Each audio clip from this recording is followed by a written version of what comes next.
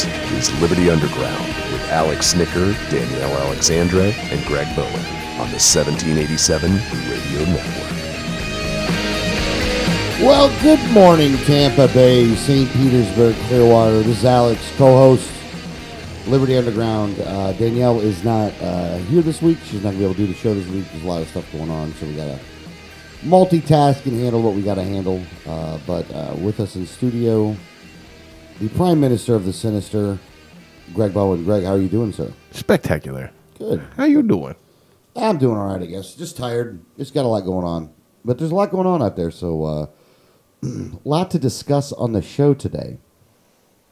Matter of fact, I have a list right here. He has a list. A lot of different things to talk about today. And this is going to be maybe a little bit weird right off the top, but I did want to bring this up, though. Have you been watching some of these videos, Greg, of ISIS destroying all of the artifacts? I have, and I have a pretty strong opinion regarding that. Let's set it up first, though. Let's set it up first. Okay. So, let me read this. This is actually from the Independent.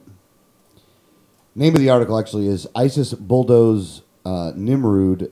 UNESCO condemns destruction of ancient Assyrian site as a war crime. So ISIS militants intensify their efforts to destroy invaluable historical landmarks in Iraq after bulldozing the ancient Assyrian architectural site of Nimrud near Mosul. The Antiquities Ministry in Baghdad said ISIS has used heavy military vehicles to destroy parts of the city on Thursday, just weeks after it was filmed smashing historical artifacts with sledgehammers. So basically, these ISIS guys, what they're doing is, in addition to cutting people's heads off, in addition to shooting people, in addition to throwing gay people off of the buildings, which all of those things are horrible, more horrible. Anytime you kill somebody, I think it's more horrible than if you do what you're doing here. But this is, horrible too, though. They're literally going around destroying all of the ancient artifacts. Yeah, and in my opinion, this makes them worse than the Nazis. Because both of them are killing people. They have this kind of genocidal superiority streak as to you are inferior, so we're going to kill you, and we are going to rule. However, at least the Nazis stole the artifacts. They stole the artifacts and tried to keep them in their possession. These guys are just going through and destroying the artifacts. They're destroying history. They're destroying things that cannot be replaced.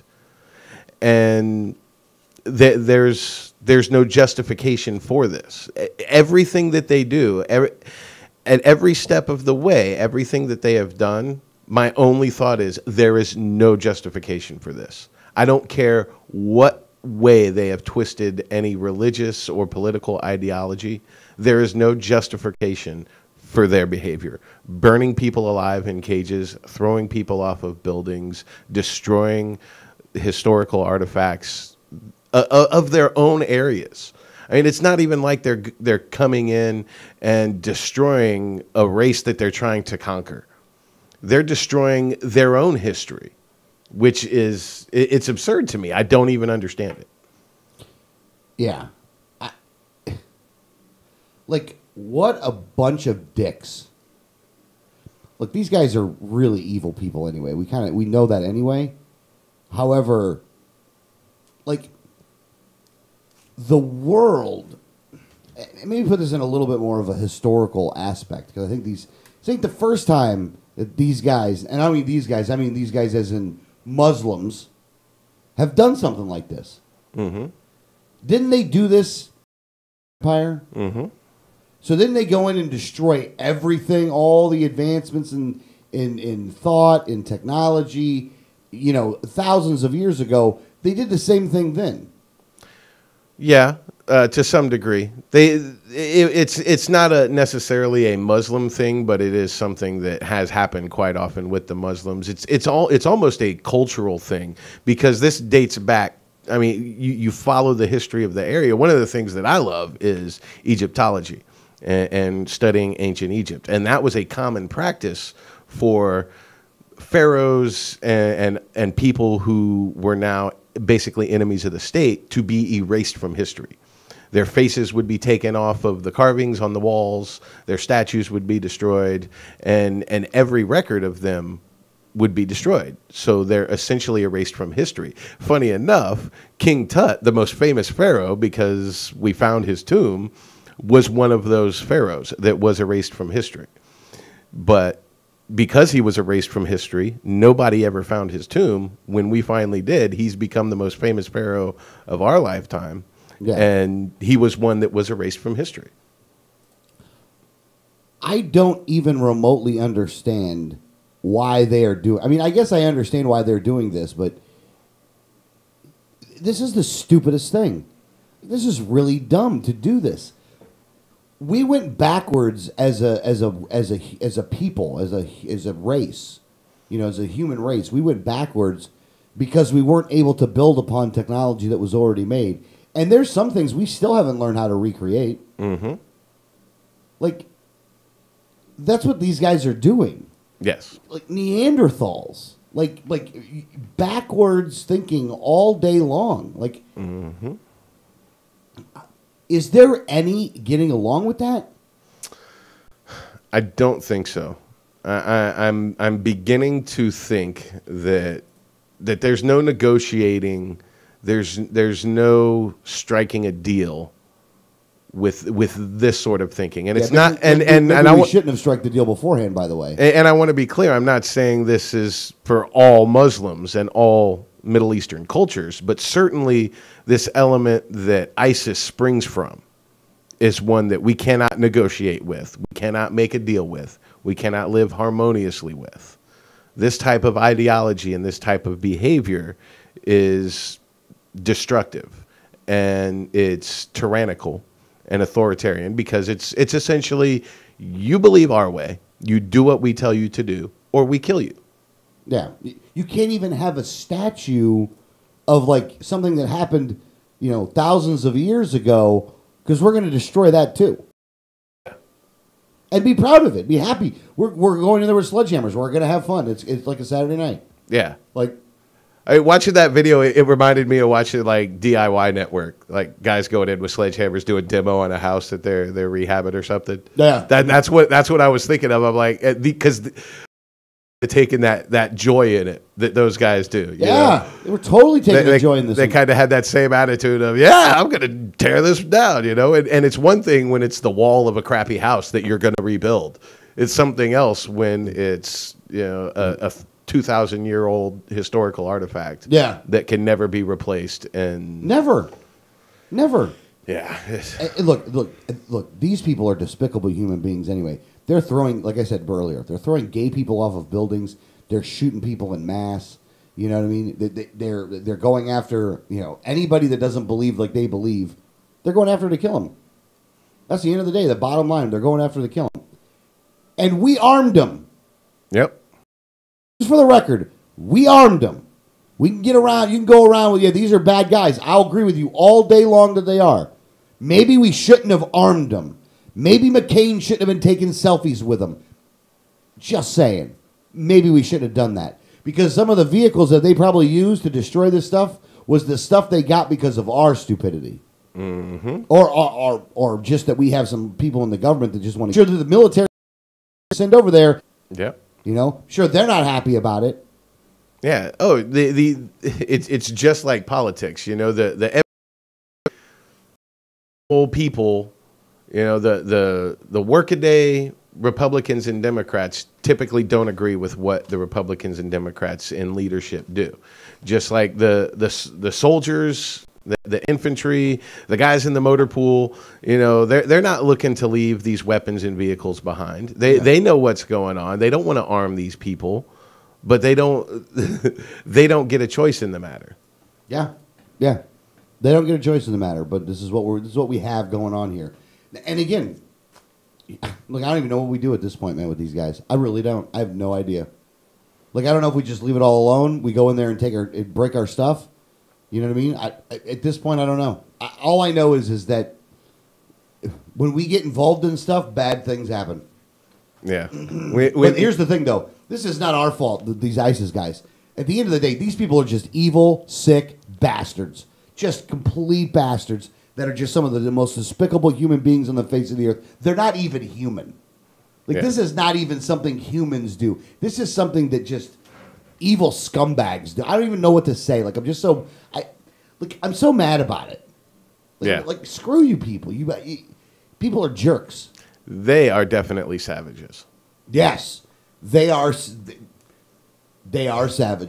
They definitely are. And I'm really hesitant about using that word to describe people, but it really seems like there's nothing else fitting to describe these people and the way that they're behaving. They are absolutely savages. Yeah, absolutely. And you're right, Greg. Look, I know that you would not be a person that would, just throw that term around lightly, but it's what these guys are, man. That's just the way it is. It's just the way it is. But, I mean, because we've been talking, they've been on a rampage for, 2 years now? We've been talking about them for so long. And this is the first ever come out and said they're savages. Because up to this point, up until what they're doing now, it was, they're psychopaths. They're crazy. They absolutely have no value on human life. But now that they're just destroying history, it shows that they don't even have a viable ideology and worldview to offer that's even worth negotiating with. It's not only whether or not we can negotiate with them, whether we can come to terms with them. Looking at what they're doing, it's not even valid to give them the credit of negotiating with them. There's nothing that they're offering that is worthwhile for us to negotiate with. Yeah. I don't even want to anymore. I mean, I am very much an anti-war. I don't want to go storming into other countries, but I really don't know what the other options are at this point. I don't think there is any. I just don't think there is any. When it comes to these guys, there is none. And it's not like they have a leadership structure where we can sit down with their head diplomat, or their president, where we can even have diplomatic negotiations with ISIS. Yeah. So how would we do that anyway? Well, no, and you wouldn't. Now, and the thing right now is that they're, the Iraqi people, along with the Iranians, are, doing a counteroffensive against these guys trying to take cities back. Mm-hmm. And look, if you're the Iraqis, and if they asked Iran for help, or go in there and wipe these guys out. Then they're in your country, they're your problem. Mm-hmm. Don't get me wrong, we've done a lot to arm them pretty good, but at the end of the day, they're still their problem, and they need to remove their, they need to handle their business. Yeah, I would like to hear from any of the listeners. The Refresh Telecom studio line, 1-800-525-4032, 1-800-525-4032. That's right. If you want to call in about this one or any other subject, because we're about to bring up a bunch of other stuff that's going to just piss everybody off anyway. This is going to be a piss off Friday. Let's just now. I will be going down subjects that are going to piss everyone that's listening to the show off. I'm not gonna try to mince words here, because the next thing we need to go into is, let's do this next. Let's just get right down the thing with pissing the next group off. Earlier this week, the Prime Minister of Israel was here to give a speech to the full chambers of the House and the Senate. Mm-hmm. And in this speech, he basically was trying to dictate to us what our foreign policy should be. Yes. And he did it as a campaign picture for his reelection in his country. Yep. There's no getting around those 2 points. You may agree with one of those 2 points. You may agree with two of those 2 points. It doesn't matter. That's what he was there for. He spoke in the U.S. Congress as a campaign stop. Yep. Now, one of the reasons that he came to speak was because that we, along with several other countries, are in the middle of negotiations with Iran to stop their nuclear program. Mm-hmm. Now, their nuclear weapon program, I guess I should say. Now, the details of what they're talking about have not been released. At least I don't know what they are. If you've seen them, then you've seen them. But all I know is that as it stands right now, the full exact story as to what they're actually what they're actually going through over there with Iran is not necessarily fully known yet. I've been. You got something on this one? I've been following it to some degree, and I don't know the details of the negotiations, but I know that especially the Middle Eastern thing is that this is kind of the closest we've ever been to a deal with Iran on this, and this is kind of the best these types of negotiations have ever gone. However, there are deadlines on this that we may not be, which may bring these negotiations to an end, and of course it's on Iran's side as to whether these deadlines are going to be met. And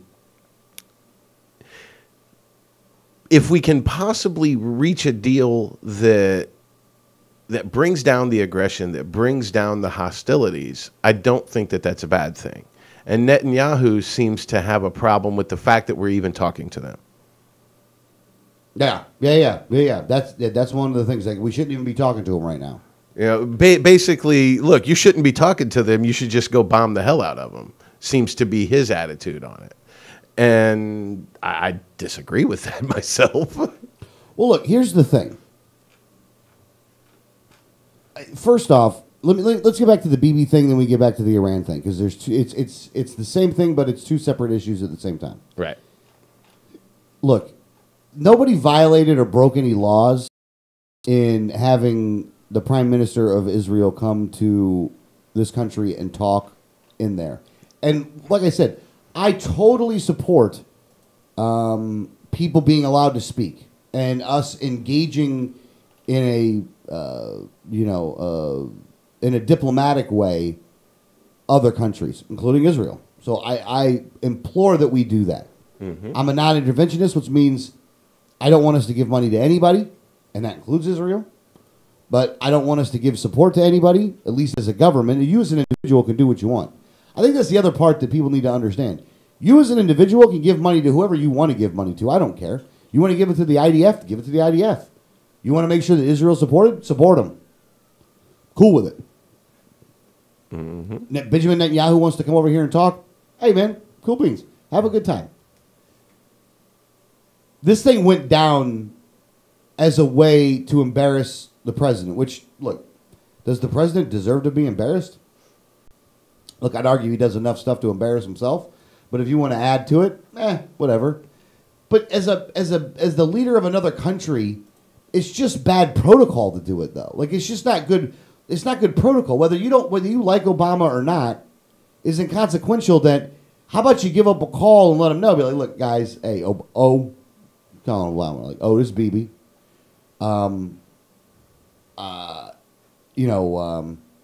What's his name? What's his name? Boehner. Boehner called me up and he asked me, and I'm going to do it, but I just want to give you a call and heads up.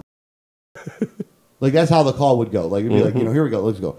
Ring, ring, ring, ring, ring, ring. Hello, this is Barack Obama. Or was that Barack or Bill? It might have been Bill. I can't do Barack Obama. This is Barack Obama. And then on the phone, let me start over. See, you got me in the middle of it. Let's go. Ring, ring, ring, ring, ring, ring. Hello, this is Barack Obama. Barack, this is BB. Hey, man, how you doing? Doing good, man. How you doing? Not bad. Hey, what you need? Hey, Boehner called me up. Wants me to come over there and speak to, in Congress. I don't think he's been talking to you very much, though, so I'm sure he didn't tell you about this. So I just want to give you a call and say, we're cool, but I got to go. And Barack would be like, well, not happy that this is going on, but all right, at least you told me. Appreciate the information. Appreciate the heads up. All right, man. We'll see you later. All right, bye. See you at the Illuminati meeting. All right, bye. Because they're all in the same. See you at the Bilderberg group. Yeah, see you at the Bilderbergs. So he comes over and he gives this speech. Now, before there, he goes to AIPAC and basically lays out what he's going to say. But then he goes and gives the actual speech. I really don't want another leader from another country getting a stage at Congress dictating to us how our foreign policy should be. Mm-hmm. I have a problem with that. I'd have a problem no matter who it is. I don't want somebody that's a leader of another country to get to go on our stage in Congress. I don't get to go there. Go there and talk to them about foreign policy like this. I don't think that somebody else that's an unelected person should be able to get into the stage there and talk about how what we should be doing as foreign policy goes. Whether we like it or not, isn't the UN the place for this to take place? I mean, isn't that where this should happen? If he wants to address another world leader wants to address us and our government? Yeah. That's a good point, Greg. That's a good point, by the way. Again, I'm no fan of the UN. Right. But that's where it would be. That's where it should be. Now, again, I don't think that we should. I don't want to limit Congress to invite whoever they want to invite over. I don't want to do that. They can invite people over. They want to invite people over. You know what I'm saying? I'm not necessarily opposed to it. What I am opposed to is somebody going up there who's not elected, who's from another country, who's going to try to screw up some negotiations that we're doing right now to broker a peace deal with a place that we've had a lot of problems with, and you've had a lot of problems with. Now, I understand that he's wrapping it up in Iran's going to have weapons in 30 days if we don't do something to stop it. Okay. Netanyahu's been saying that for 20 years.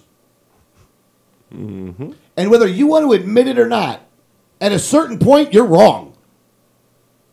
At a certain point, you're wrong. Your own Mossad, your own Secret Service has said unequivocally, there's no proof.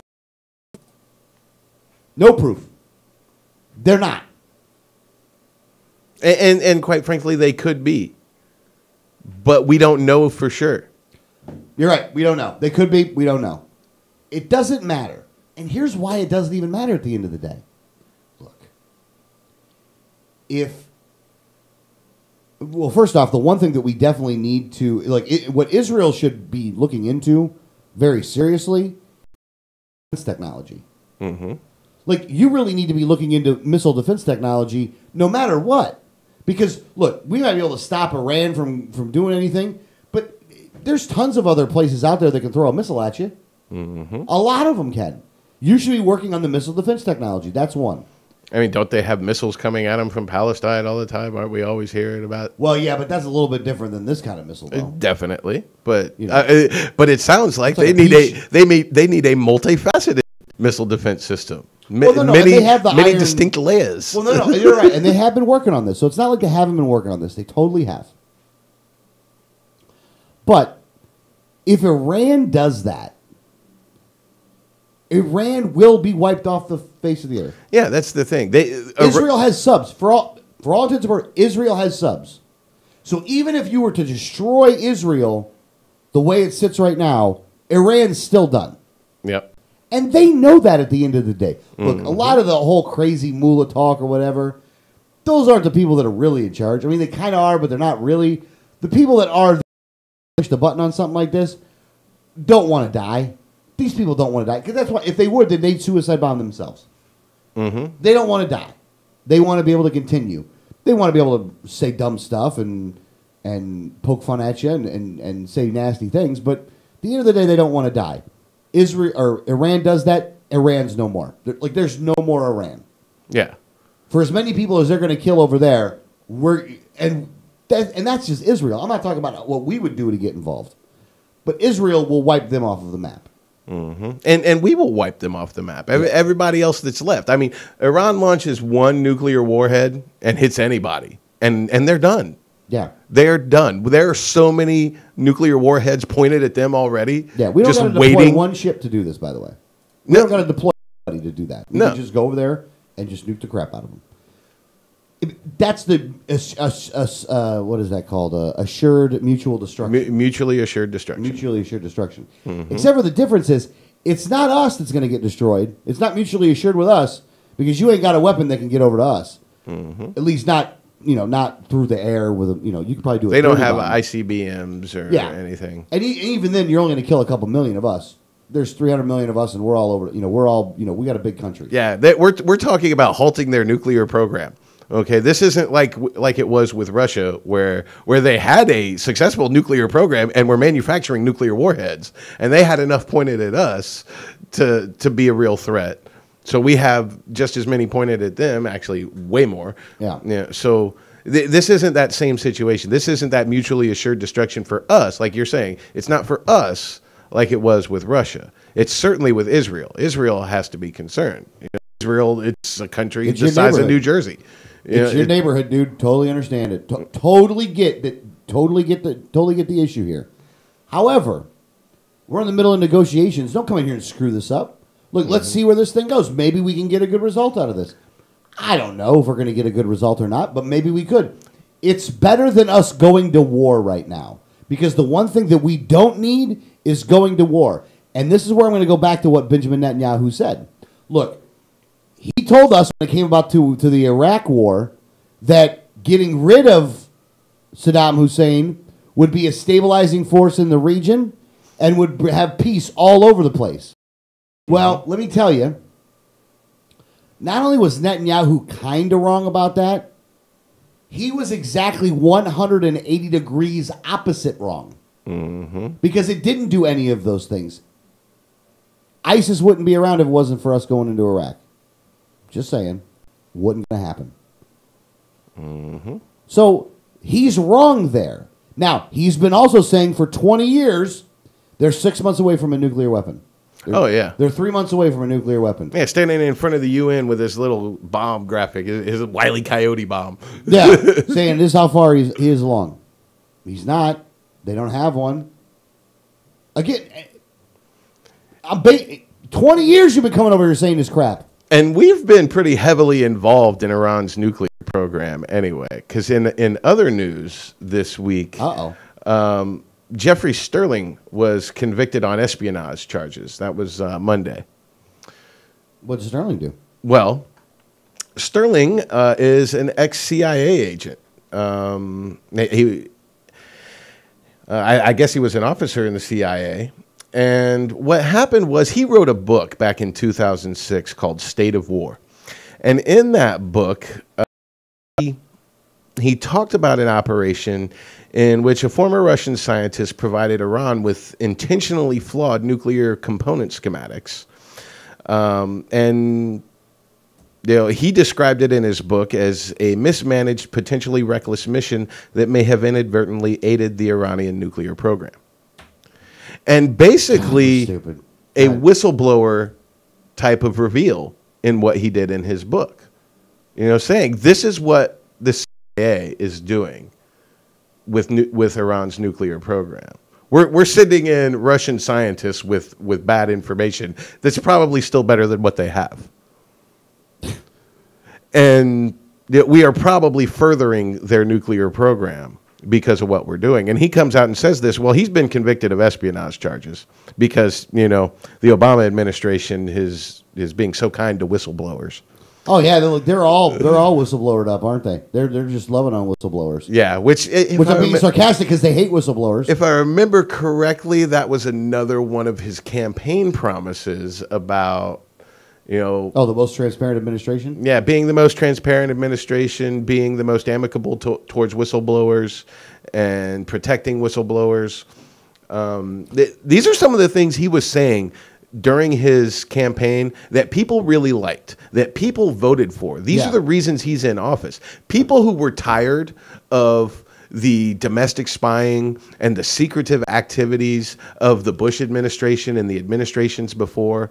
They were tired of the wars. They were tired of us being involved in the Middle Eastern countries and dabbling in their governments and playing three-card dictator.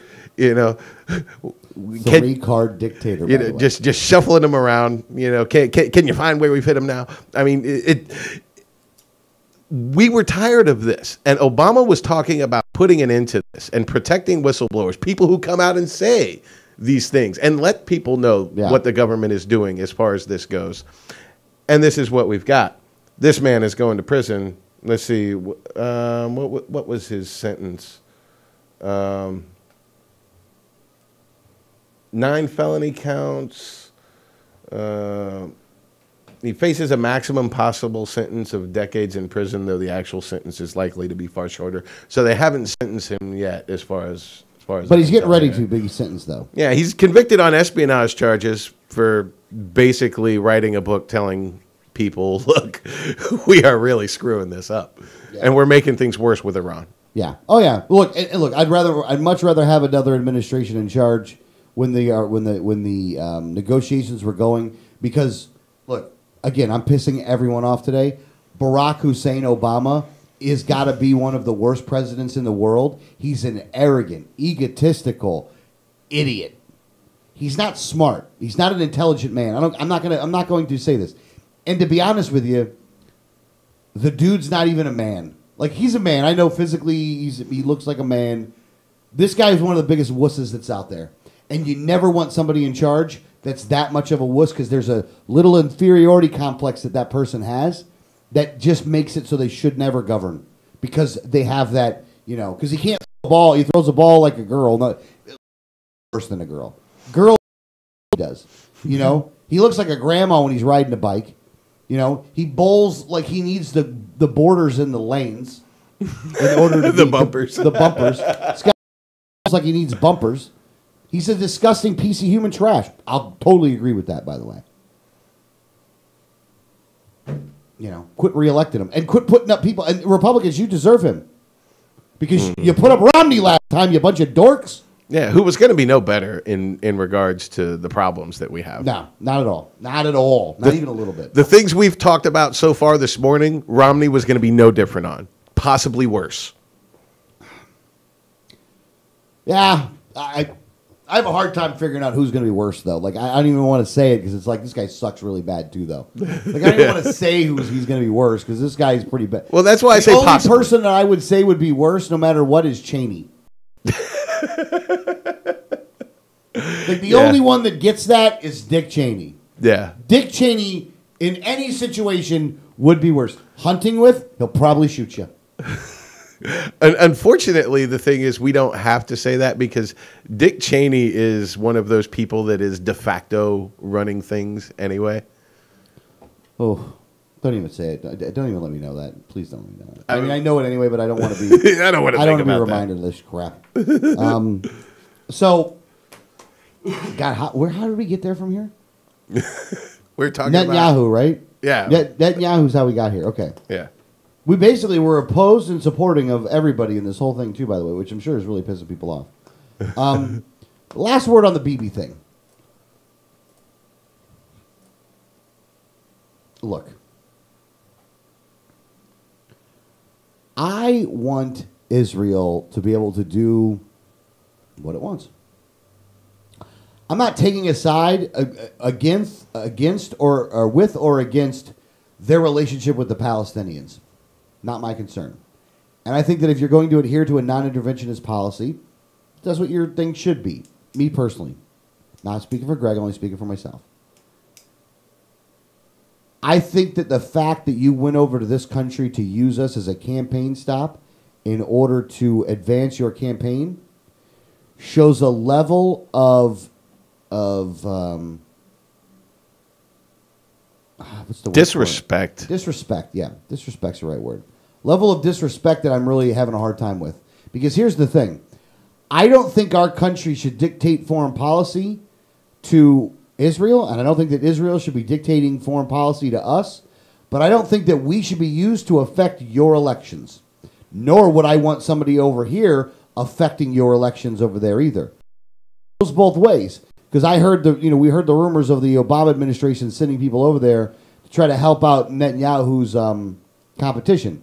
I think that's wrong too, and I think that if we had solid, actionable proof on something like that, that those that were involved Whatever law they violated should be, sentenced to whatever crime that, whatever the punishment is for something like that. Going into effect another country's elections is not something we should be doing necessarily, at least not this way. Don't get me wrong. I think if we are examples of greatness and examples of here's how you do it in America, which we got a long way to go before we can get to that part back. But if we were to do that, I think that's being an influence to the globe that way, not a bad thing. But do you know what I mean by that? Mm-hmm. Like just by being free in this country, right. Not by going over there and telling them how to be free. Just by us over here living free, and people come over and go, "Hey man, how you guys doing it?" We're like, "Man, freedom." This is America. America. Constitution, baby. This is what you got going on here. This is a good time right here. And they're going to be like, man, for real? Now I don't have the right to... Hold on. What does that Constitution say again? Hold on. Write this down. So, guys, we, the people... So, you're really giving, like, the people control. Okay. Let me see how this works here. Freedom of speech. You mean they can say whatever they want to say? We can't just kill them? All right. Well, let's try that one. Okay. Second one. Second Amendment. Right to keep and bear. You're going to arm them. Oh, you're going to arm them, huh? Well, it'll be hard to control if we can't arm. Oh, okay, my bad. That wasn't funny at all, was it? Well, they would totally not go with it. See, unfortunately, regardless of what the Bush administration tried to sell us, peace and democracy is not going to grow across the Middle East like a toe fungus. It's not happening. That's not what they believe. That's not what they want. It doesn't really work that well for them over there because of their beliefs and social ideologies, I guess you could say. Greg, in some ways, I know exactly what you're talking about. But in some ways, I kind of disagree with you on this. The problem is our involvement, though, has been to involve... Look, we support the authoritarian psychopaths. They kill the other guys that would be with us. Yeah. Well, and part of the problem is you see these massive numbers of people going to support like ISIS and supporting these other groups that are certainly not pro freedom, pro democracy. Yeah. And to see these vast numbers go to supporting those groups shows that there is a significant number of people who just don't believe that way.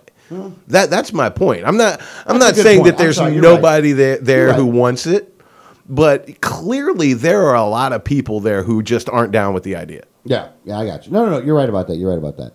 All right, look, let's take a break here real quick, and then we'll finish up the hour, though. Okay. Because I think we finished up with the Netanyahu thing. Okay. Hopefully nobody's going to... And again, I don't want anybody calling me up saying that I'm anti-Semitic, by the way, because that would be crap. Yeah. Don't use that like racist. I try to... You can use the racist thing later because of what I'm going to say then, too. I try to make it clear as often as I can when I have a discussion about Israel. I am against the state of Israel just like I'm against the state in D.C. and in Tallahassee and every other country. I am an anti-establishment, anti-government person. I can understand that. I feel like I need to be that counterbalance to the people who blindly support it. Yep. So I do not support the state of Israel. Yep. It has nothing to do with Jewish people, their culture, their race, any of that. I have no problem with them. Yeah. But I don't support their state any more than I support any other state. Yeah. And I think that distinction needs to be made. Yes. All right, guys. All right, let's take a break here. When we get back, let's go down. Let's get cold racist after this. We're gonna go down. We're gonna go to Ferguson. You're listening to Liberty Underground.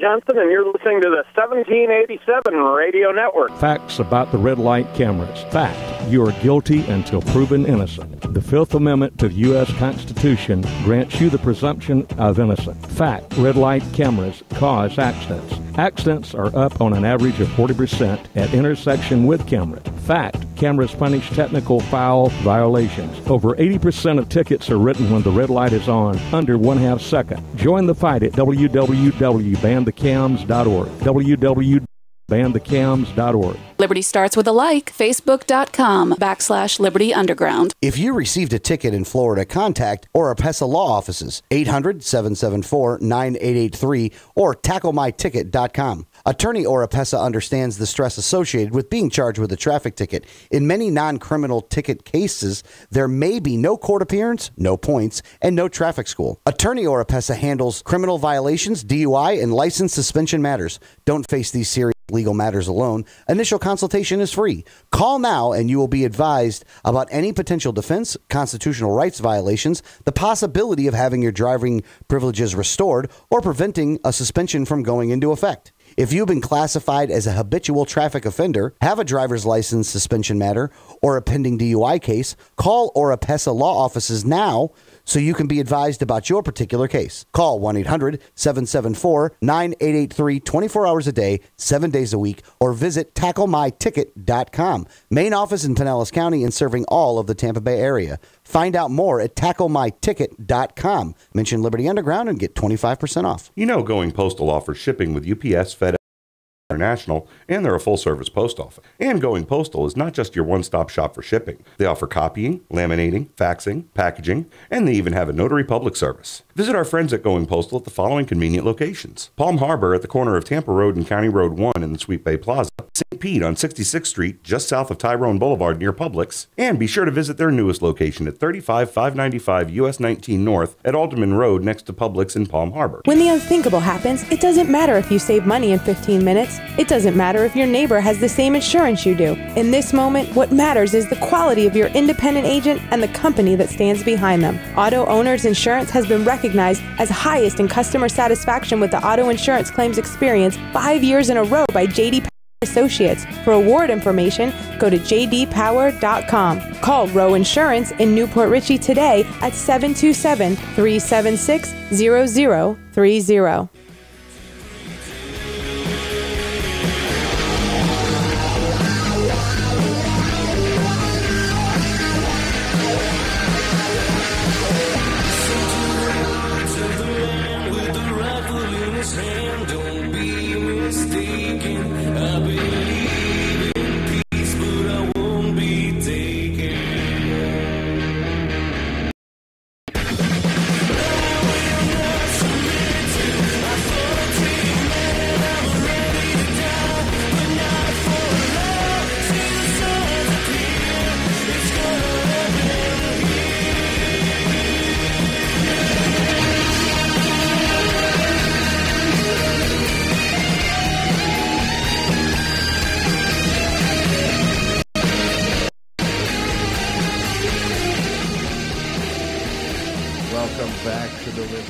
Welcome back to the Liberty Underground show.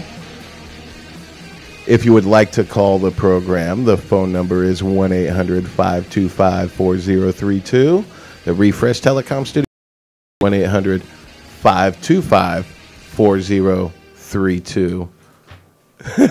All right, we're back. Here we go. We're back. I was already bringing us back. Oh, you were? I'm sorry. It's okay, though. This list here. Hold on. We're going down the list here. Okay, so pissed off those people already. Okay, so we're good there. I'm just going down the list of the people I'm pissing off today.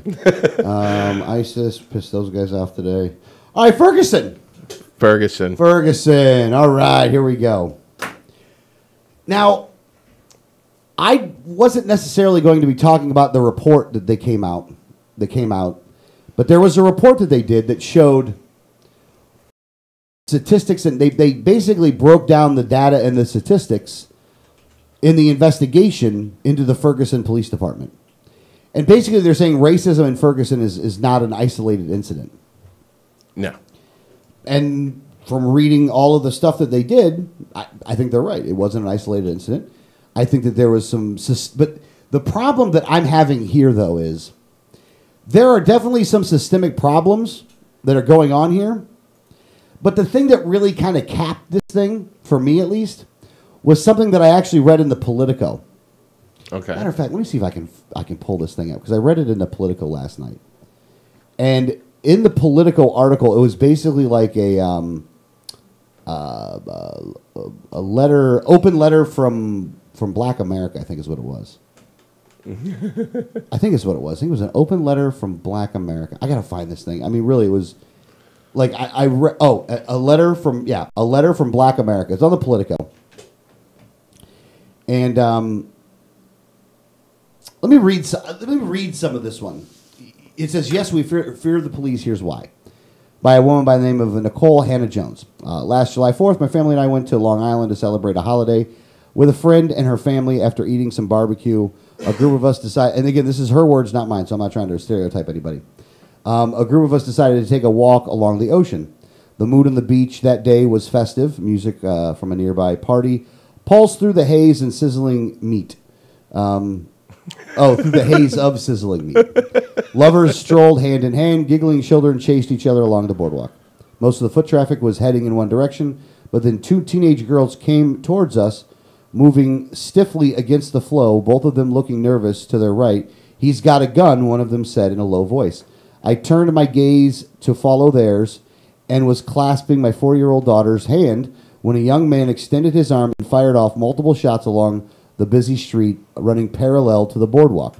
Snatching my daughter up into my arms, I joined the throng of screaming revelers running away from the gunfire and towards the water. The shots stopped quickly.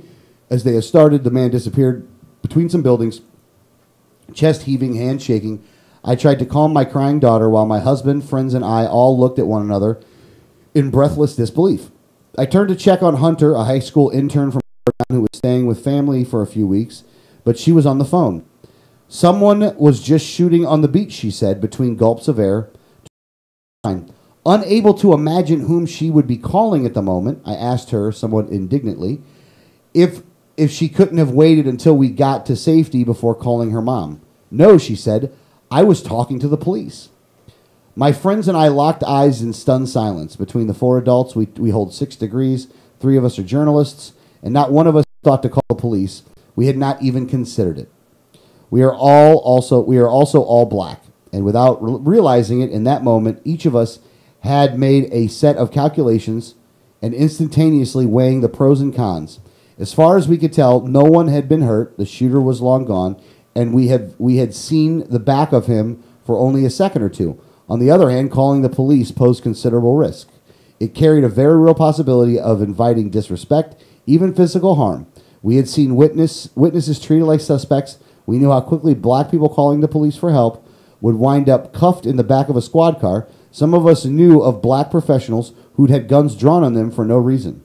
This was before Michael Brown, before John Crawford III, for carrying a BB gun in a Walmart, or shot a 12-year-old Tamir Rice in a Cleveland Park, before Key Gurley was killed by an officer walking in a, and before Eric Gardner was choked to death upon suspicion of selling Lucy's. Without yet by law enforcement. We feared that it could happen if police came rushing into a group of people who, by virtue of our skin color, might be mistaken for suspects. For those of you reading this who are not black or perhaps Latino, this is my chance to tell you that a substantial portion of your fellow citizens in the United States of America have little expectations of being treated fairly by the law enforcement or receiving possible. This will be a surprise to you, but to a extent, you have grown up in a different country than I have. Now, so basically and this, because this is a long article, I mean, it goes a long ways. I'm not going to read the whole damn thing, but I wanted to get to the point of the, piss off. I wanted to get to the point of the article, and the article was that there's no way I'm calling the police. I'm black people, you're not calling the police. And this is a letter basically to white America saying that here's why we're not calling. I understand what has gone on, and then if you look at, also let me say this too.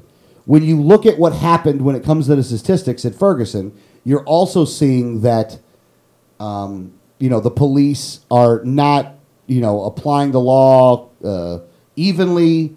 That they are going after black people more than they're going after white people as a percentage. And that there's all kinds of problems that go along with this. Well, the Department of Justice study was released, and it says that there was direct evidence of racial bias in the policing in Ferguson, and they found some things in the emails that were pretty telling as well. Did you hear about that? They had one. I heard about one, and it was a joke about Obama. You're going to say the joke? Go ahead. I've got a list of emails provided by the Department of Justice as evidence. They cited the following emails as illustrative of basically, here's what they said. Several officials expressed discriminatory views and intolerance with regard to race, religion, and national origin. The report concluded it described the communications as unequivocally derogatory, dehumanizing, and demonstrative of impermissible bias. So the first email, a November 2008 email, stated that President Obama would not be president for very long because what black man holds it 4 years? Okay, hold on. Ain't funny, but it's kind of funny. A March 2010 email mocked African Americans through speech and familial stereotypes using a story involving child support. One line read, "I be so glad that this be my last child support payment. Month after month, year after year, all those payments." An April 2011 email depicted Obama as a chimpanzee. A May 2011 email stated an African-American woman in New Orleans was admitted to the hospital for a pregnancy termination. 2 weeks later, she received a check for $5,000. She phoned the hospital to ask who it was from. The hospital said Crime Stoppers. Oh wow! Oh, that's bad. That one's bad. Yeah. A June 2011 email described a man seeking to obtain welfare for his dogs because they're mixed in color, unemployed, lazy, can't speak English, and have no friggin' clue who their daddies are. And 2011 email included a photo of a bare-chested group of dancing women, apparently in Africa, with the caption, "Michelle Obama's high school reunion." And a December 2011 email included jokes that are based on offensive stereotypes about Muslims. So the Department of Justice is saying the officials sent the emails from their city accounts and apparently during work hours. Investigators found no evidence that anyone was disciplined or that anyone stopped sending such emails, which were forwarded on. So they went viral, so to speak. Yeah. Critically, each of these email exchanges involved supervisors of Ferguson Police Department's patrol and court operations. FPD patrol supervisors are responsible for holding officers for governing laws, including the Constitution, and helping to ensure that officers treat all people equally under the law, regardless of race or any other protected characteristic. The racial stereotypes expressed by these supervisors suggest that they are unlikely to hold an officer accountable for discriminatory conduct or to take any steps to discourage the development or perpetuation of racial stereotypes among officers. Yeah. Yep. You know what? You're right. There's going to be some people in this world that are racist. Mm-hmm. It's going to happen. And again, this is my letter to Black America. And it's titled, "What the hell do you expect with big government, guys?" That's what it's called. I understand that these things have gone on. And the racial injustice in this country is something that we should be embarrassed about. Totally understand. However, you guys put your lot in with the Democrats a long time ago. They were initially the racists. But you put your lot in with them. It's time for you to recognize the abusive situation that you're in. And it's time for you to understand that there's one organization that's against the police state in a manner in which we can actually do something about it. And not off of it, not like, Al Sharpton or Jesse Jackson, who are nothing but pimping you out. Dime, not for your dime, for their dime. You need to go libertarian. You need to just already go libertarian. I hear you. The racial injustice is horrible. I think they ought to get rid of every one of the laws that aren't infringing on the rights of another, that is causing, bad things to happen in your community, horrible things to happen in your community, I'm totally against it. I'm against the fact that they are robbing you blind with taxes and with fees and fines. Look, in one hand, they're saying you don't got to pay taxes. We're going to lower your tax burden, but they're raising it everywhere else. They're going to raise your tax burden other places. And to be honest with you, the people that are the leaders that are trying to help you, in all reality, don't like you. They think you're stupid. They think you're stupid to handle it yourself. That's why they're making all these laws when they make laws to try to help you, because they think you're an idiot. I don't think you're an idiot. I think you're a beautiful. You should be free to live your life as you see fit, as long as you don't infringe on the rights of another, and that the government is there to simply protect your rights. Democrats don't believe that, man. I'm telling you, they don't. They think you're an idiot, and they think that they should be there to dictate to you on how things go because you're not smart enough to figure it out for yourself. So my letter to Black America is, I hear you. I mean, I don't totally understand it because I'm not black, so I haven't been there. So I can't say that I can feel your pain because again, I understand that my encounters with law enforcement have been not nearly as bad as yours. However, it's getting bad on our side too, though. So it ain't like it's just you guys. It's getting bad on our side too. So I hear you. I'm on your side. Come on over to your side. Realize that you've been sold down the river by your leadership. Your leadership has sold you completely down the river for their 30 pieces of silver. I don't want 30 pieces of silver from you. I want you to be able to be free. I want them to eliminate all of the victimless crime laws, the ones that they're busting you on. I want them to go away. I don't want you to have to deal with those things anymore. The problem here is, and this is the problem, the leaders that you're listening to are sending you down the wrong path. Yep. Period. Well, not only that, but historically in the United States, the federal, state, and local governments have not been used as tools to assist people of other ethnicities. Used as tools to keep people of other ethnicities down, to keep them restricted, to keep them in control.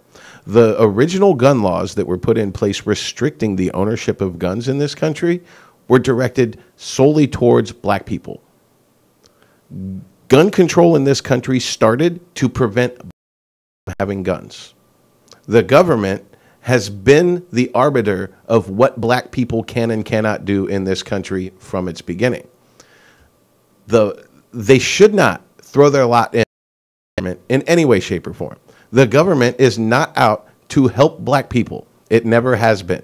It has been about hurting black people. The best chance they have to not deal with this sort of discrimination is to limit the powers of government and to limit the reach of government as much as possible so they can be free. Because who runs the government, regardless of who's sitting in the Oval Office? Old white men. Old white men don't give a damn about black people's problems. They never have. They never will. In fact, to them, you are the problem. So you can't throw your lot in with the government.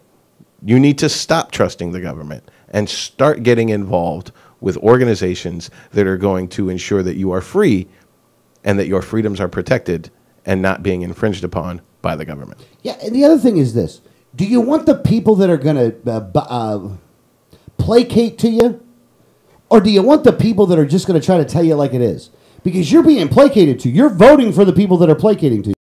What you're not voting for is the people that say, look, I want you to be free. I think that's a great thing, not a bad thing. I think it's a great thing. You know, if anything, when it comes, let me give you, when I ran for office, you have Charlie Crist, Marco Rubio, Kendrick Meek, and Alexander Snicker. 4 people. Which one actually had the best interest in mind when it came to African Americans? Because one of the guys that was on the 4 was black. You know who it was? I'll give you a choice, and your first 3 are wrong. It was me. You know why? Because I just want you to be free. I wasn't going to placate to you because of your skin color. Because skin doesn't matter. The content of the character, not the color of the skin. I think there's a black leader that said that a long time ago that you kind of like a little bit. I believe that. And I want to make sure that that happened for you. Now, most of y'all didn't vote for me. Your own fault. You got Rubio instead. How's that working out for you? But at any rate, my letter to Black America is, we hear you about police misconduct. Libertarian Party, you really ought to join us. You really ought to register Libertarian. You ought to support Libertarian candidates. Hell, you be a Libertarian candidate. I don't care. I want you to be a candidate. I don't want you to not be a candidate. I don't want to keep you down. I want you to run. If you want to run. Handle your community. Get the government out of as much stuff as possible and allow for voluntary association. You'd probably go a lot further than what they got you going on right now. Because it seems like all they're putting in your neighborhoods right now is pawn shops and liquor stores. I ain't doing that. Yep. Then again, I don't have a problem with pawn shops or gun shops or liquor stores. I don't necessarily have a problem with those things either. If you want one, go ahead and have one. I mean, I like guns. I mean, no, pawn shops. No. I like pawn and stuff. I like liquor. I'm with you on all those things. But, if you look over the past 60 years, I mean, the Democrats and Republicans have screwed you over. Mm-hmm. Stop being screwed over by them. Please stop being screwed over by them. For Pete's sake. Look at the state of affairs in this country right now. And can you honestly say that the government, Democrat or Republican, either party, is actively working to help black people in this country? Yeah. And the president is black. Well, half black. But he's black, though. I mean, seriously, guys. Seriously. You made it all the way to the top, and they still haven't changed the rules. Matter of fact, that guy made it worse. Yeah. And a lot, I mean, when you look at the emails that are going back and forth there in Ferguson, I mean, they're directly mocking Obama in a racial way. Yeah. Which, here's the thing. You're never going to get rid of those emails. There's always going to be people mocking somebody for some reason. Until there's aliens, there'll always be racism. You need somebody new to hate. Case. Well, there will always be racism, but I also think that Obama being elected president doesn't necessarily help that fight in that way, because in a lot of ways, a black president makes the people who are against black people dig in their heels even more, become even more vehement about become even with black people. Oh, now they got the presidents. And quite frankly, I hear it all the time. I hang out with white people. I hear how white people talk. I hear the jokes they tell. I hear the things they say. Yeah. And quite frankly, having a black president did not help the racial bias. In fact, it probably made it worse. Here's the thing, though. So black people just shouldn't throw their lot in with the government. No, you're right. And look, and black people at the same time, you ain't singing Kumbaya. You're using the word cracker. That stupid ass cracker. White people crackers. You're doing it too. We've seen enough of this to go around, and it's okay. I'm not even mad. All I'm saying is, come over. Let's fix this thing by eliminating the power to do the things that they're doing. You're not going to fix it by percentages of the people that we generate our revenue from. Oh God, that's going to work. That's not going to work. You have to take the power away. The power has to be taken away, but it has to be for everybody. Look, we need to make a law for everybody to be free, not for one race, creed, or color to be free. We got to take a break, though. Let's take a break. We're already 4 past that. So let's take a break here. All right. We pissed off those people. Pissed off Ferguson. Okay. All right. I can't watch the time when it's just the two of us. No, I'm more involved. All right, we're gonna take a break. When we come back, though. Now is the time to piss off Rand Paul people and libertarians in the same argument. You listen to Liberty Underground.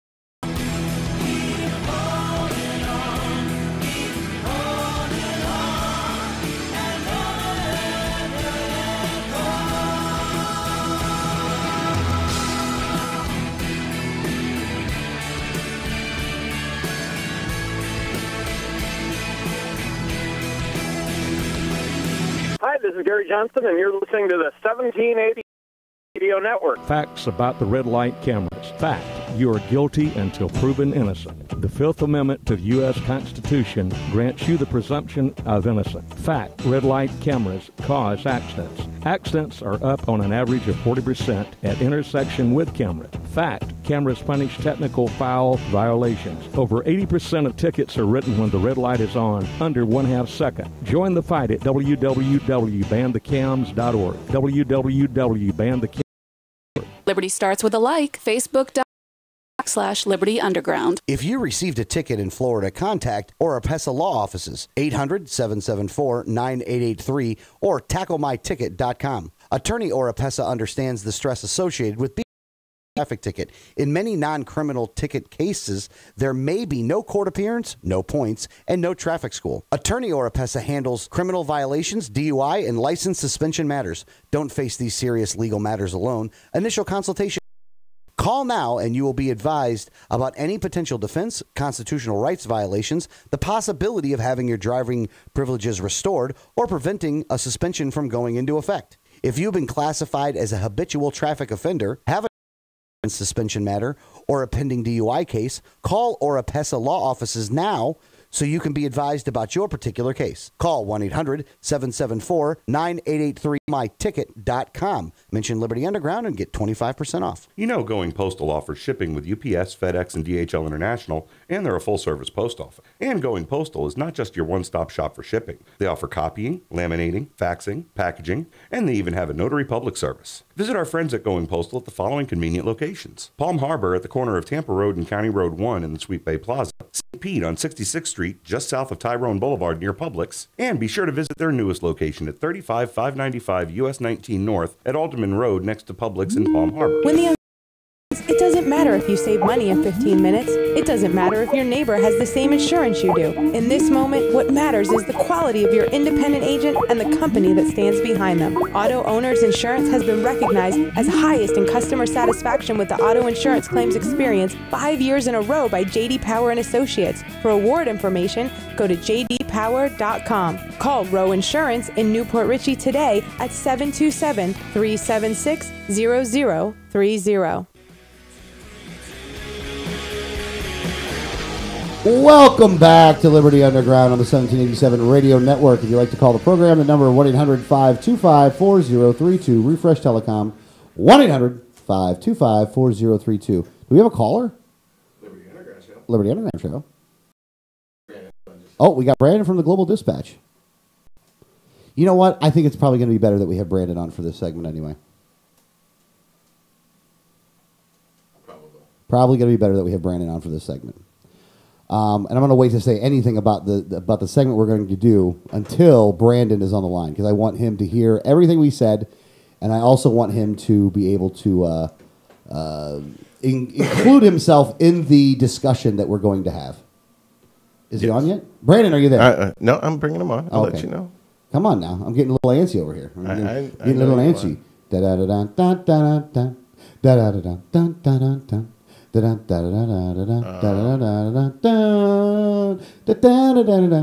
Well, that was good, right? I wonder if I lost him there. Are you hanging up on Brandon? I hope not. I didn't want to. Don't hang up on Brandon, man. Brandon's a good guy. I like Brandon. Hold on. I'll call him back. You're going to call him back? I'm calling. All right. Well, I got to start setting up now then, because I've waited too long. People are waiting with bated breath here. So, Mr. Brandon. Brandon's Alex. You're live on the air. Hey, guys. How are you doing? I'm doing very well, man. How are you doing? I'm doing well. Very blessed today, and I don't even know where to begin. You guys have been talking Netanyahu. You've been talking racism. That's been some of the biggest stuff this week. Yeah. All right. Well, let's go back. Let's go back a little bit before we go to the other thing, because I do want to get your take on some of this other stuff. What about the ISIS thing? Can you give? We'll go down the list here of the stuff that we talked about. Hold on. We pissed off the ISIS people first. Yeah. So the ISIS thing. What's your take on what we were talking about there? I may have this part. I think the latest is just how, just heinous this group is. There's more reports now. They're throwing more homosexuals off buildings. They're just, they're still beheading people. I mean, it's still crazy. What aspect of that did you cover? mentioned. We were talking about how now they're destroying all of the antiquities in the area, things that are, there for thousands of years, that they're just going around and just destroying like it's a episode. I think Greg said it was like an episode of what'd you call it? Episode of like DIY. Yeah, like a DIY program. house program where they're just going around just destroying everything. Well, it kind of predates ISIS, because back before they were organized into this new group that goes under the name Islamic State, back they were going after the righteous sites that are in like Nineveh, Jonah's tomb, all these different things. So for years now they've been doing this sort of thing, and it really is just this reflects their character. They're not about anyone that you're going to compromise with. They're not about trying to find a peaceful mediation. They're not going to be about allowing the Christians to do their thing, allowing the Kurds to do their thing. That's not who these people are, and it's just another tell of their of their true identity. Okay, no, and you're right about that. That and they're just being jerks. That's pretty much the point we they're made. They're being stupid. They're being stupid faces. You're right on line with that. Well, you didn't use stupid face, but I did. All right, the next people we pissed off. This was the whole BB thing too. So we talked about how I thought it was really bad form that he went over here to do this, and I thought that for two reasons. One, for his own election that he has going on, he shouldn't have done it, and that even though we don't like the president because we went after him already. Again, because we're just trying to piss off everyone today, that it was just wrong all the way around. What's your take on what happened with the with the speech that the prime minister gave and everything that led up to it and what he said? Well, I think it was definitely unorthodox. We normally see this kind of thing at the UN. We've seen Netanyahu give similar speeches at the UN, and I think that to do it at Congress was Boehner and the Republicans' way of kind of thumbing their nose at the president a little bit. However, they didn't really make things any better. I mean, whenever you want to, I didn't really watch this, and you have Nancy Pelosi speaking out the way she did, just like an angry child. It really just kind of shows there's a very strong divide in our country, a very strong divisive nature in the Democratic Party that they abstain from going for political and anti-Israel reasons. I'm very biased. I've been very transparent about my desires of how I handle foreign policy and whatever, and I'm of a partnership with Israel, one, because of my faith, and because I think they are the only true ally of the United States in the Middle East. So you got to hang your hat on someone. They're really the only ones that are embracing Western idealism, Western freedoms, those kinds of things. I don't think that we need to just be dictating to them their foreign policy, as we also heard the Obama administration being accused of threatening their airplanes. If they actually moved against Iran, that the Obama administration actually threatened that we would shoot them down. So there's a lot of baggage that comes with Israel. Netanyahu's speech, though, opened with a lot of praise of the Obama administration, and I think it kind of shows that he's not above partnering with whoever's in the White House. That's not what his end game is. He is truly trying to keep his people safe, trying to do the right thing. And while we can take this as warmongering towards Iran, we also have to be, honest and understanding Hezbollah and Hamas throwing stones and instigating a fight every month. People are dying, people are getting killed, and it's a very challenging place to be. But I think he does reflect a lot of very strong leadership skills that are very appealing to a lot of Americans, and that's why you see such a polarization with one group that loves him and wants to support them, and another group that doesn't really want any part of it. I got you. No, I understand, Brandon. Now, let me ask you a question as it relates towards the Israel thing, though, because they're getting ready to have elections. Now, I'm saying that in either a nor a negative way should we influence over who they elect as their leaders. I think that the rumors of the Obama administration sending people down there to try to help out Netanyahu's competition is bad. And I think that if there's a law that was broken or something that was violated in that those people should be found accountable for that. But in the same token, I don't think that that we should allow like the incumbent advantage, which is almost kind of what Netanyahu did. Is he used the incumbent advantage to come over here to speak to Congress? Like, what's your take on that aspect of it? Well, I'm going to have to separate with you again, I guess, there, because I think that, you want to, partner with countries. You want to try to find the leadership in countries and administrations that are going to, again, try to move towards freedom and democracy, things that we're going to agree in ideology. Now, again, I've defined many times on this what a lot of my foreign policy beliefs really are. I'm not about buying planes for Egypt. I'm not about just blindly dumping foreign aid, billions of dollars all over the globe, those kinds of things. But I don't have a problem when you have, and Israel's probably not the greatest example, but when you go look at Egypt, where you have these polar extremes of who could be president, then you start to look at, we could, campaign, give a speech, do these kinds of things. This is kind of who we're aligned with, good or bad. And I'm not above that. I think economic walls have come down. The borders that we think of are not that way from an economic standpoint. I don't like how we want to treat the globe as an industrial military board game, but I think that there is a way there to kind of still be that beacon of light and the things that have been spoken about in all these famous speeches for years. Hold on. A military industrial board game. We're playing Risk. We're playing Risk. We are playing Risk. Isn't that the best way to summarize? Oh, it absolutely is. No, dude, that was classic, dude. That was totally classic. I mean, I really... Okay, all right, so... now the Ferguson thing we're going to skip. We're going to skip with this. And we're going to get right into the other thing. Well, you don't get to skip Ferguson because you did skip over the other side of this, and that is the fact that the witnesses that actually know the truth, that this was all... Michael Brown was kind of a scumbag. Michael Brown did not get shot in the back. The whole hands up thing was all a media make believe and people that did, and that the report also shows how the half a dozen witnesses were actually scared. Some of them didn't even stay in their homes because of the backlash from the black community. So going against the narrative, going against the stereotype. There's racism against them as well, prejudices against them as well, threats in some cases. So the report also shows the whole area is a microcosm of the polarization of race in our country. And I wish that I could. I agree with some of the things that you guys were saying, but I don't think we're even blaming the administration enough, because President Obama had the perfect opportunity to always show that he could be above race and to play neutral on a lot of these topics.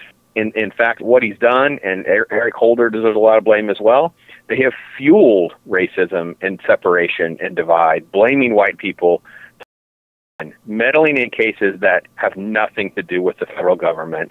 His stance on Martin was an embarrassment. His stance on many of these cases, when he goes to meet with families and things like that, he's embarrassing when it comes to race. He is not a uniter. He's been a divider, and it's fueled more problems. We're still ignoring right black on black crime. We're still ignoring gang crime in this country. We're still trying to grab guns and not acknowledge that most violence is gang violence, these kinds of things. So report shows a lot of interesting details and a lot of great topics of discussion. You know what, Brandon, you're absolutely right.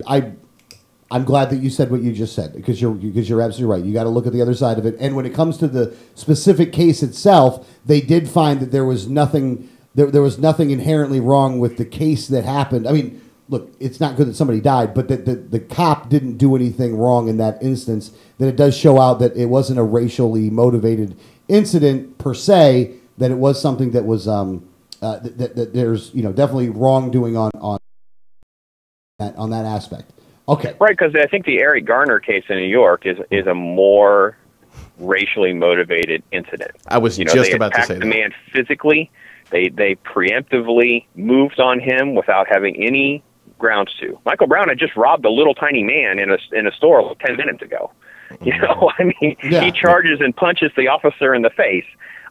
It was completely spun for ratings and racism hyperbole. Yeah. If it bleeds, it leads. It allows for that, and they utilized it, and they utilized the community for that. And in doing that, they actually did a lot to destroy that community, because they were trying to do it for ratings, and the administration was trying to do it to continue the divide. So there's a lot of people that use the situation to their benefit, and none of that helped the people that were there. Yes. If this was handled locally, it probably wouldn't have been exacerbated nearly as it was by all the talking heads getting involved. You know, guys like Al Sharpton, they don't help the situation. They just make it worse. And I think they do it on purpose. Look, I think that Sharpton's deal is on purpose. He's not screwing around with it. That's what he likes to do. Oh, yeah. He's in charge of the racism industrial complex in this country. That's a different board game, though. We'll have to deal with that board game later. It's the opposite of Monopoly. That's a different board game. That's a different board game. That board game is called Sorry. Okay. Now, He called it trouble. All right. So now that we've gone and basically have talked about things that piss different people, let's get into the pissing off of libertarians, because that's going to be the fun one. Now, let me set this up a little bit. Rand Paul was at CPAC, and it happened at the same weekend that Rand was at CPAC. Now, he won the CPAC straw poll. You know, he did very well there. You know, the CPAC has always been going more towards the libertarian bent. I think that we should have libertarians going there, which is why I was glad Gary Johnson went there. The LP has had a booth there in the past, but they didn't have a booth there this year. But there's always been this little bit of a divide between how libertarians feel towards Ron Paul and how libertarians feel towards Rand Paul. Now, I also want to make sure that I put where I stand. Now, if you've listened to the program, then you totally know where I stand anyway. But I do want to mark it where I stand right off the bat before I decide to piss off all the libertarians.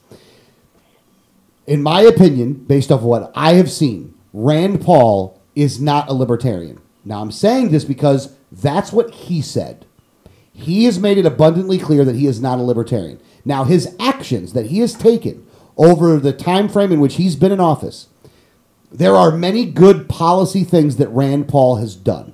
There's no getting around that.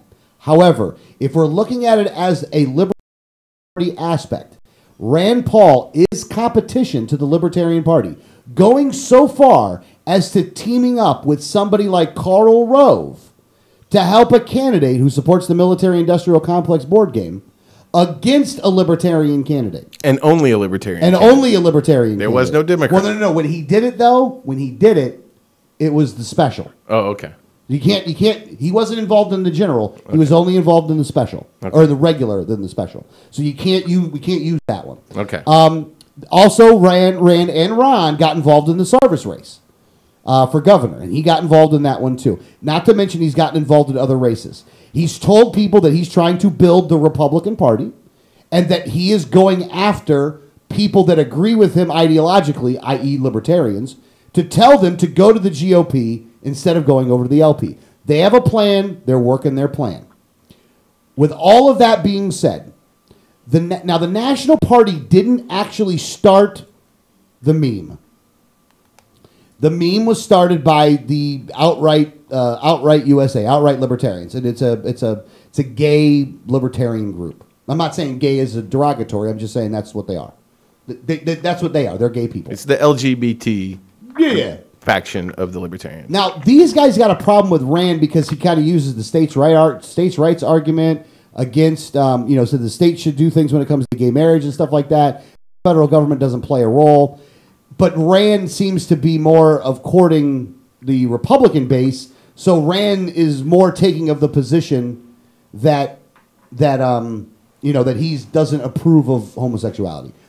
I think he really, at the end of the day, does say he doesn't care, but in the politician speak, is more trying to say that if you don't like that, you don't have to like that. Which perfect. I don't necessarily have too much of an issue with that position. I'm not that I like it. I don't like it, but I in federalism though. Like I do think that is a hint. This part of the discussion should be handled at the statewide level. The federal government doesn't play a role. I don't think the government should play a role in marriage at all, though. I think they should just get out of it altogether and leave it up to contract law. But at any rate, Outright USA put out a meme, and the meme says, "No more Bushes, Clintons, or Pauls. Vote Libertarian in 2016," with all their information. The National Party saw this meme and thought it was a good idea to post it. Boy, was that a mistake. Got attacked like you have never seen us get the libertarians getting attacked before. And they have gotten attacked for this. From within. So. From within and from outside. Mm-hmm. But a lot from within, which is what's significant because it's created a lot of party division. Yeah, create a lot of party division. Now, when this happened, right off the bat, I went and sent an email to the state chairs list, and I said, and basically what I said was this. I'm like, look, Rand Paul's competition, the same thing I just said before is what I said in the thing. I said, but this meme is about the dumbest thing. It's insulting because Ron and Rand are not the same person, and you can't equate Rand to Jeb Bush and to Hillary Clinton. You just can't do it.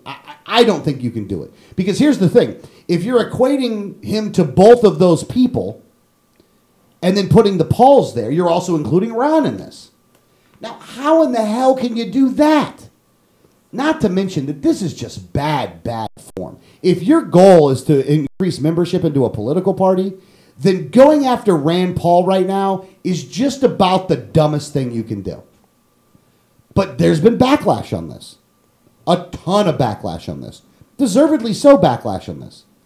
So before we go into the next stage of this, though, I want to get Brandon's take on kind of where we're at right now and about the meme in and of itself. So, Brandon, go ahead, man. I'm sorry.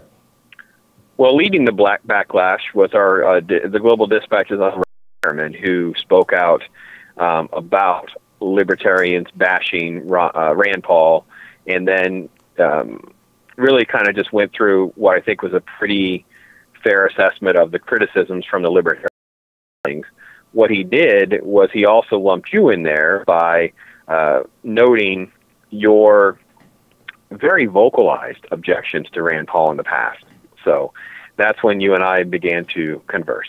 Correct. And he's right. What Harriman did was Harriman wrote an article about it in the Global Dispatch and lumped me in there with it. Now, don't get me wrong. What Harriman was saying, we have been very critical of Rand Paul on a lot of things. But I think that unlike that meme, and this is where I saw the differences, unlike that meme, we are going after specific things. If he's done something, we're saying it. But if he's done good, we've also been there as well. So it's not like one way or the other. And we would never equate Rand to Bush. Now, don't get me wrong. At the time frames, like when he made that robocall with Karl Rove's PAC with David Jolly, you got to be able to lump him in there because he lumped himself in there. That wasn't. I didn't do that. He did that. And I think we've made a very good case as to why, when it comes to the political party aspect, that Rand is a Republican and that is growing the Republican Party and is competition to the Libertarian Party. Brandon, would you think is that a fair assessment? I think so. I mean, I think that pretty well that summarized everything. Okay. Okay. So I wrote a response back, and Brandon so graciously posted it up. I posted it up right away. I wouldn't call that gracious. I call that my responsibility. Okay, no. Okay. Well, look, that's what. Look, because you had even said that. That's why I love you, right there. That right there is why I love you. But there's a bigger point to be made here. The point is, admit this or not, whether we want to go down the road or not, that there is two schools of thought tactically that there's competition for right now. You have the Rand Paul contingent, or whatever you want to call it, those that are going to work through the GOP, against us, the ones that believe that we should do it through the Libertarian Party, or that we need a third party. Libertarian Party is what we're using here to advance the cause of the Libertarian Party. The problem that, and let me yell at the Libertarians first. The problem I have here is this.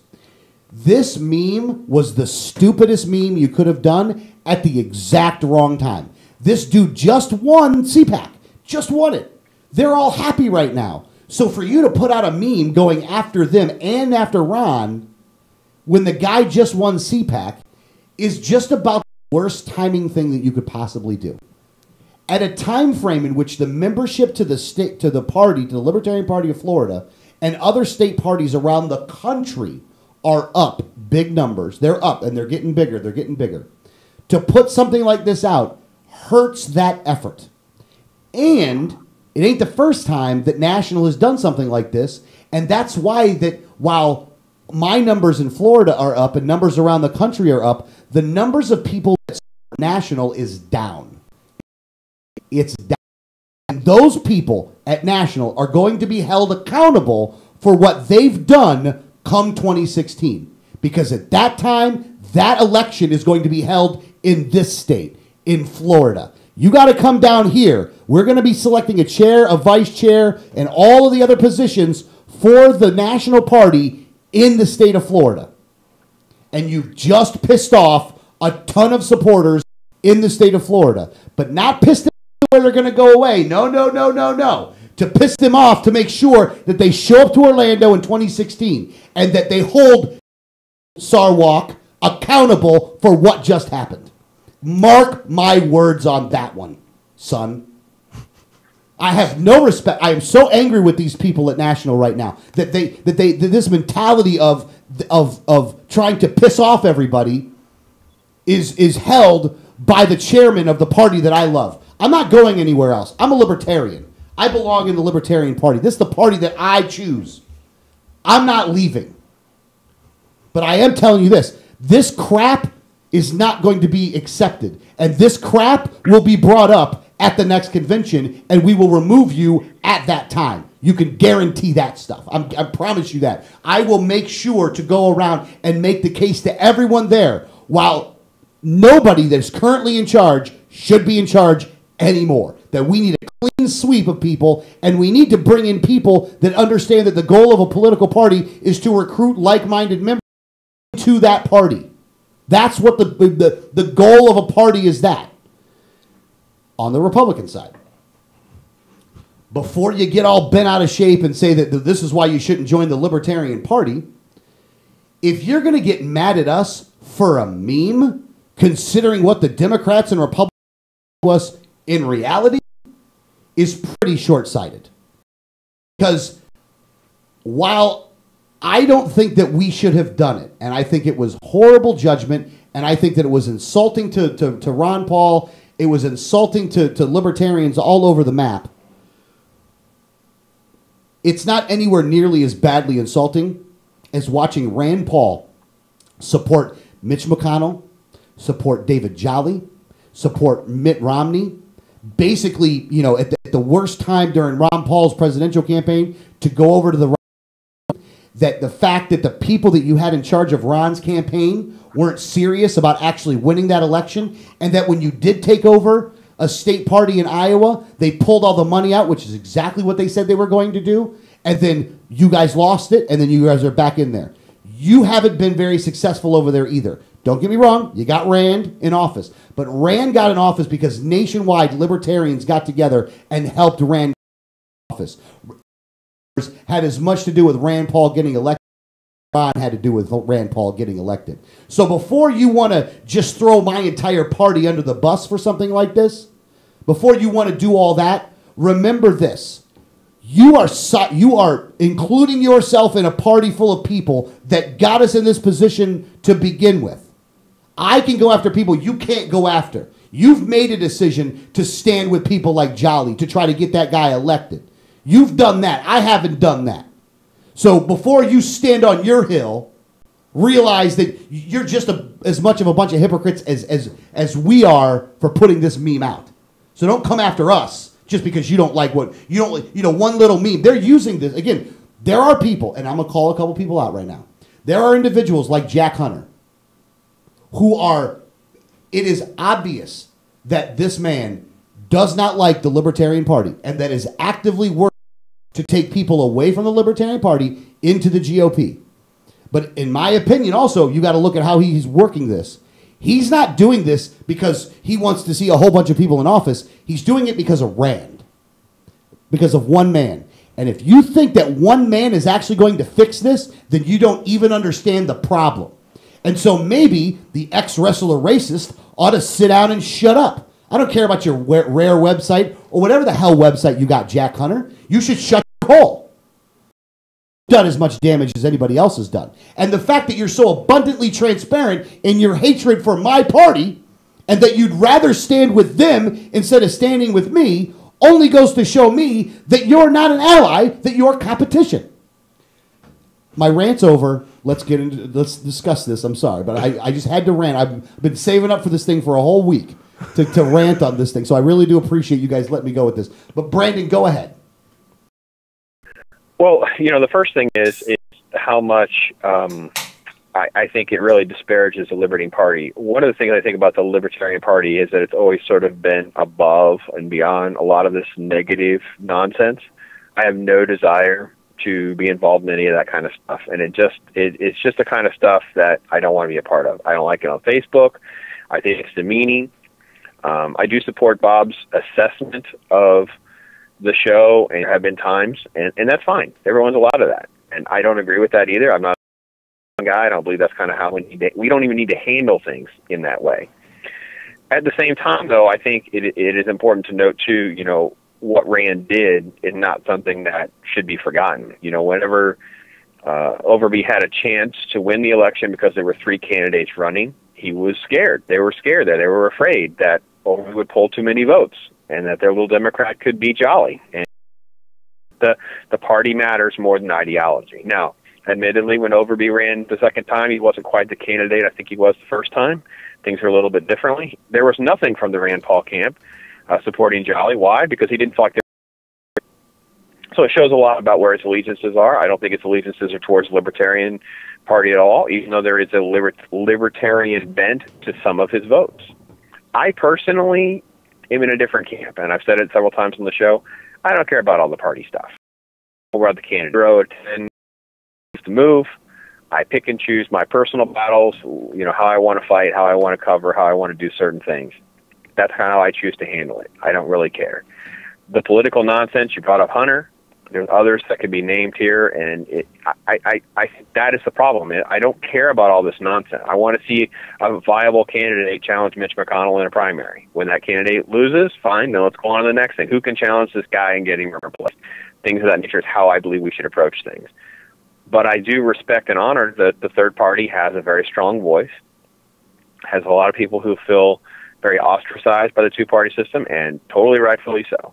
Two-party system is constantly betraying those to vote for the two-party system. So it becomes the definition of insanity, and it took me a long time in my life to kind of see a lot of that, and that's why I do what I do.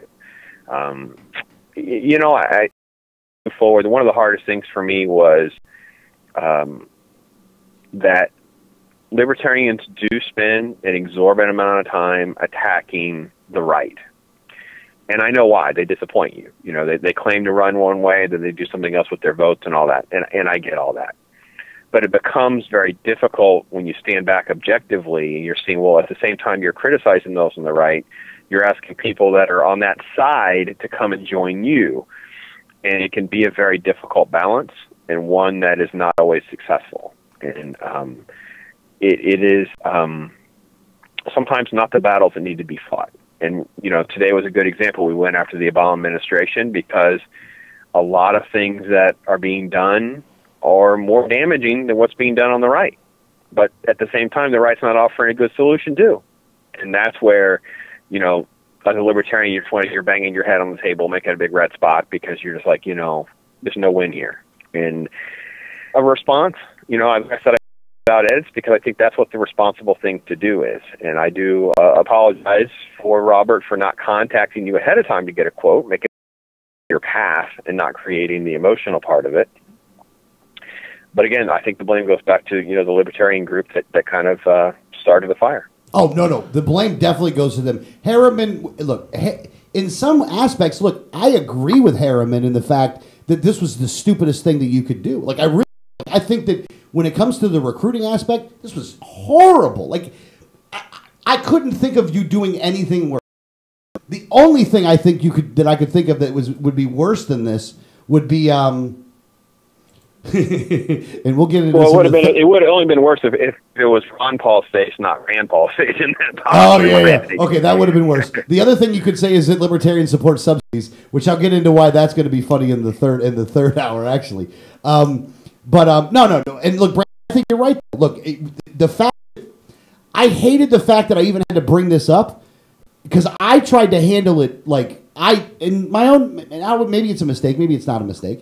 But when I saw it, instead of going out publicly about it, I went to the area that I would think that I should handle this, which would be the state chairs. Is that the state chairs? You lay out your concern, you put it out there, and then National does something. And and also to throw National Sarwark's not taking it down. He's made his decision. He just wants it to die off. I don't even think he wants it to die off, but he's claiming he wants it to die off, and they're just going to keep it up there. Hold on, Greg looks like he's waiting with bated breath. Well, I kind of have a little bit of a different opinion on this. I don't necessarily support the meme, but I totally understand where it comes from, and I think that might be where some of the ire against it comes from, the lack of understanding of why.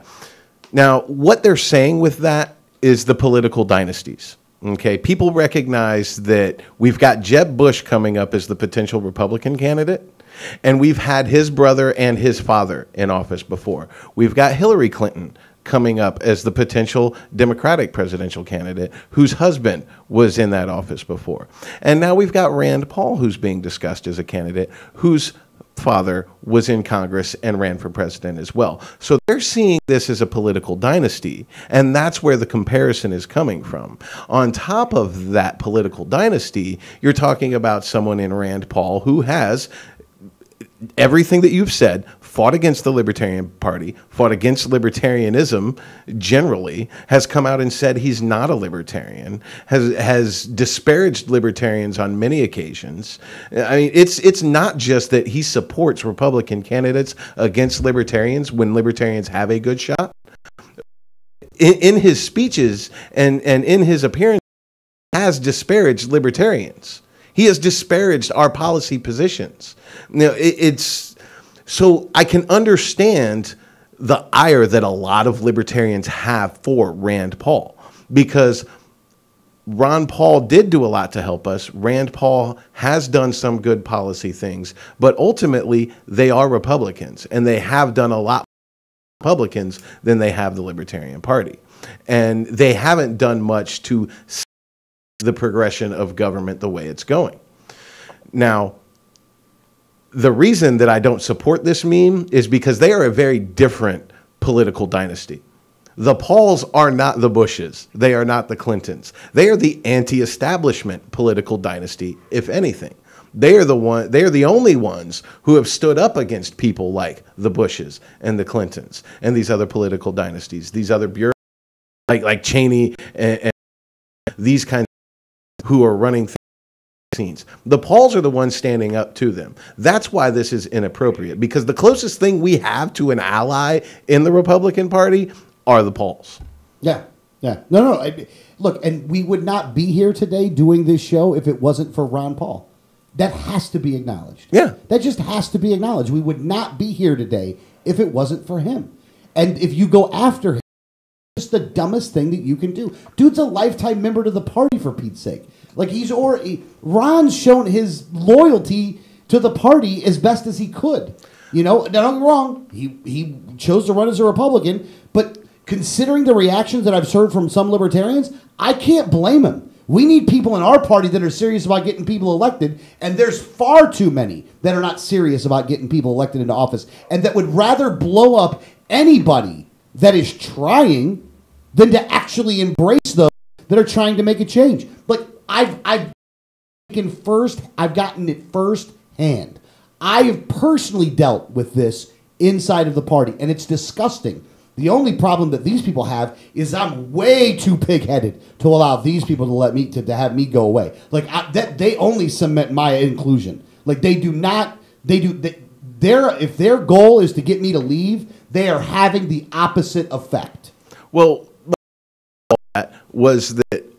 We've said this many times before. One of our biggest strengths is also one of our greatest weaknesses. You ain't lying. And we have a very diverse group of people in the Libertarian Party who hold a lot of different views. And there are people in the party who think that that meme was a great idea. Yeah, idiots. And there are people who think that bashing Rand Paul and Ron Paul just outright and completely is a good idea. Yeah. And they will and stand up for that opinion all day long. Yeah. And it will just become another place where we're banging our head against the desk and not getting anywhere. And we can't really say, well, you don't belong here either. No, you can't say that. Let's put Brandon back in on this though. Brandon, is there and let's look. I think we've kind of laid this one all the way out. Brandon, is there any other things that you'd want to talk about here before we continue with something else? With is that this is the challenge of becoming a bigger party. If you want a broad tent, then you've got a very difficult balance. And the last thing I think you want to do is ostracize and alienate folks that may not be 100% in line with a remark like that and a stance like that or a comment like that. And this is the problem that any party has, right? You've got 10 different things or opinions or topics that you have to discuss during a campaign. But then you've got these two where you may alienate people. How you handle those can be very challenging. And so when you start to get this, what you basically come across is a libertarian elitist. It has to be like this, and that's going to turn off folks and create a lot of problems. And that's to me why the meme was such a horrible idea. Yeah. No, it's look. In some ways, after looking back, I'm kind of glad Harriman did it because it forced me to have. Because I was behind the scenes, not for public consumption, and it forced me to have to put something out that was public consumption. Matter of fact, I posted this, put it on the Daily Paul, got a phone call from a woman who was like, "Thank God you do it," because I was getting a little irritated. I'm glad somebody was in a voice of reason, and that person lived in Florida. And and they said, "I like Rand, but I like the Libertarian Party more than likely. I'm an independent right now, but I'm glad that somebody had some sense about them when it came to what was going on." So that was a good part about it. Though, actually, the last thing I wanted to talk about hold on, before we get into anything that's the sugary kind of good time news, is there anything else that you wanted to make sure that we mentioned this week, Brandon? Is something else that was big on the news that we needed to talk about? I don't really know. There's a lot of interesting free speech issues and topics that are going around. University is there's a lot of battles on campuses about free speech zones and things like that, protest zones, things like that. That of course has become a very interesting topic. The Boko Haram are having now videos of their own. So again, Nigeria can't fall from our wayside and our attention there to realize that the Islamic movement and chaos is absolutely horrible and very widespread. So those are just a couple of things. You can definitely kind of wander around the different topics if you like when you go to the dispatch. Exactly. And the website, just so he knows, is theglobaldispatch.com. But there is one other thing I did want to get into, and that's walk. Somehow I knew he wasn't going to talk about the new Avengers trailer. I thought he was. No, okay. Which I'm disappointed in, because that was awesome. Okay, I'll do the new Avengers trailer first. We'll do that first. I thought it was absolutely remarkable. If you've not seen anything or you don't know anything, the last Avengers trailer is now going to create basically 2 full months of buzz because there's just so much in it. There's so much action, so many different pieces of the subplot. It's got the fan base totally jacked up. And if you haven't seen it, you definitely got to go. Saw it, and I thought it was. You're right. It was was going to be the theme of the story there. Now, let me ask you a question. Do you think that they did that on purpose? Like, do you think they really wanted to give that much of it away?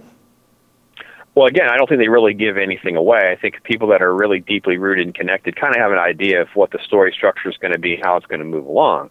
But I think what they did is they've held their cards very close to their chest, not to reveal a lot of the images or actions, and they're not revealing too much. And again, Marvel has a great their PR campaign. They create this exponential buzz, increasing things right up until the release of the film, but they also do a great job of misleading the audience. You'll go in thinking this sequence matches this, or this is going to be in this part. Next thing you know, it's in the first 5 minutes of the movie. It's completely unrelated to the major storyline. So don't feel like they're going to spoil anything for you. There's so many new characters. There's so many things in movie parts that are coming, and there's also so much that they have to set up to move forward with new films. It really, really is a very pivotal and exciting film to look forward to.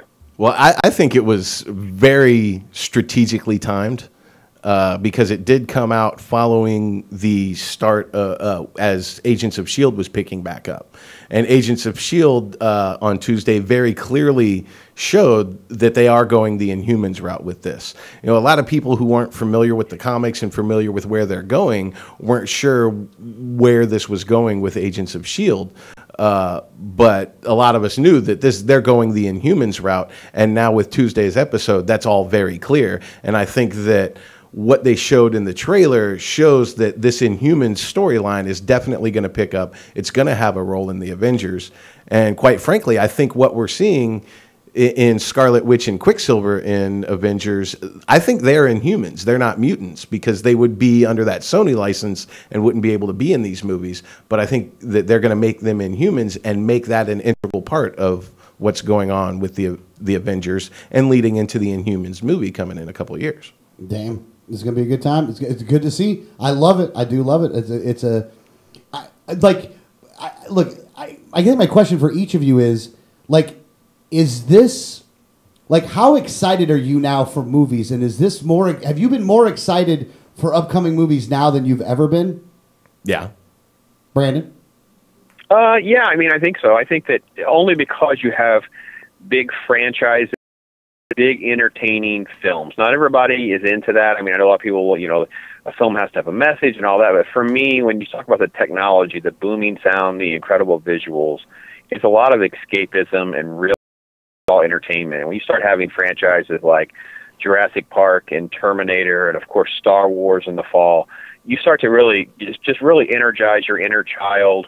You know, being able to deliver these kind of things to another generation, fun, entertaining 2.5 hours. You know, so even the bad films that are coming out in the last couple of years are still usually entertaining, you know, visually stunning, incredible sound effects, these kinds of things. And it really is kind of a fun time to be a fan of film. Yeah. And you kind of said it already, but I'm going to follow up with this one. Do you feel a little bit like a kid again watching these things? Well, definitely something like Avengers. I mean, that was actually the first comic book series that I loved as a child, and there was a very particular issue that to this day I still have a copy of, not the copy of, but a copy of, where it just had, you know, all these characters, and it was just so cool as a child because you didn't know who all of them were. It was kind of going down a rabbit's hole to learn and understand more about this intricate Marvel universe that was very overlapping and complicated even in the 70s. And it's just really fun to see the technology catch up and be able to bring some of this stuff to light in a, I don't want to say a real way, but in a more believable way than they could when they first tried, you know. Well, that's definitely one of the things that I love about movies.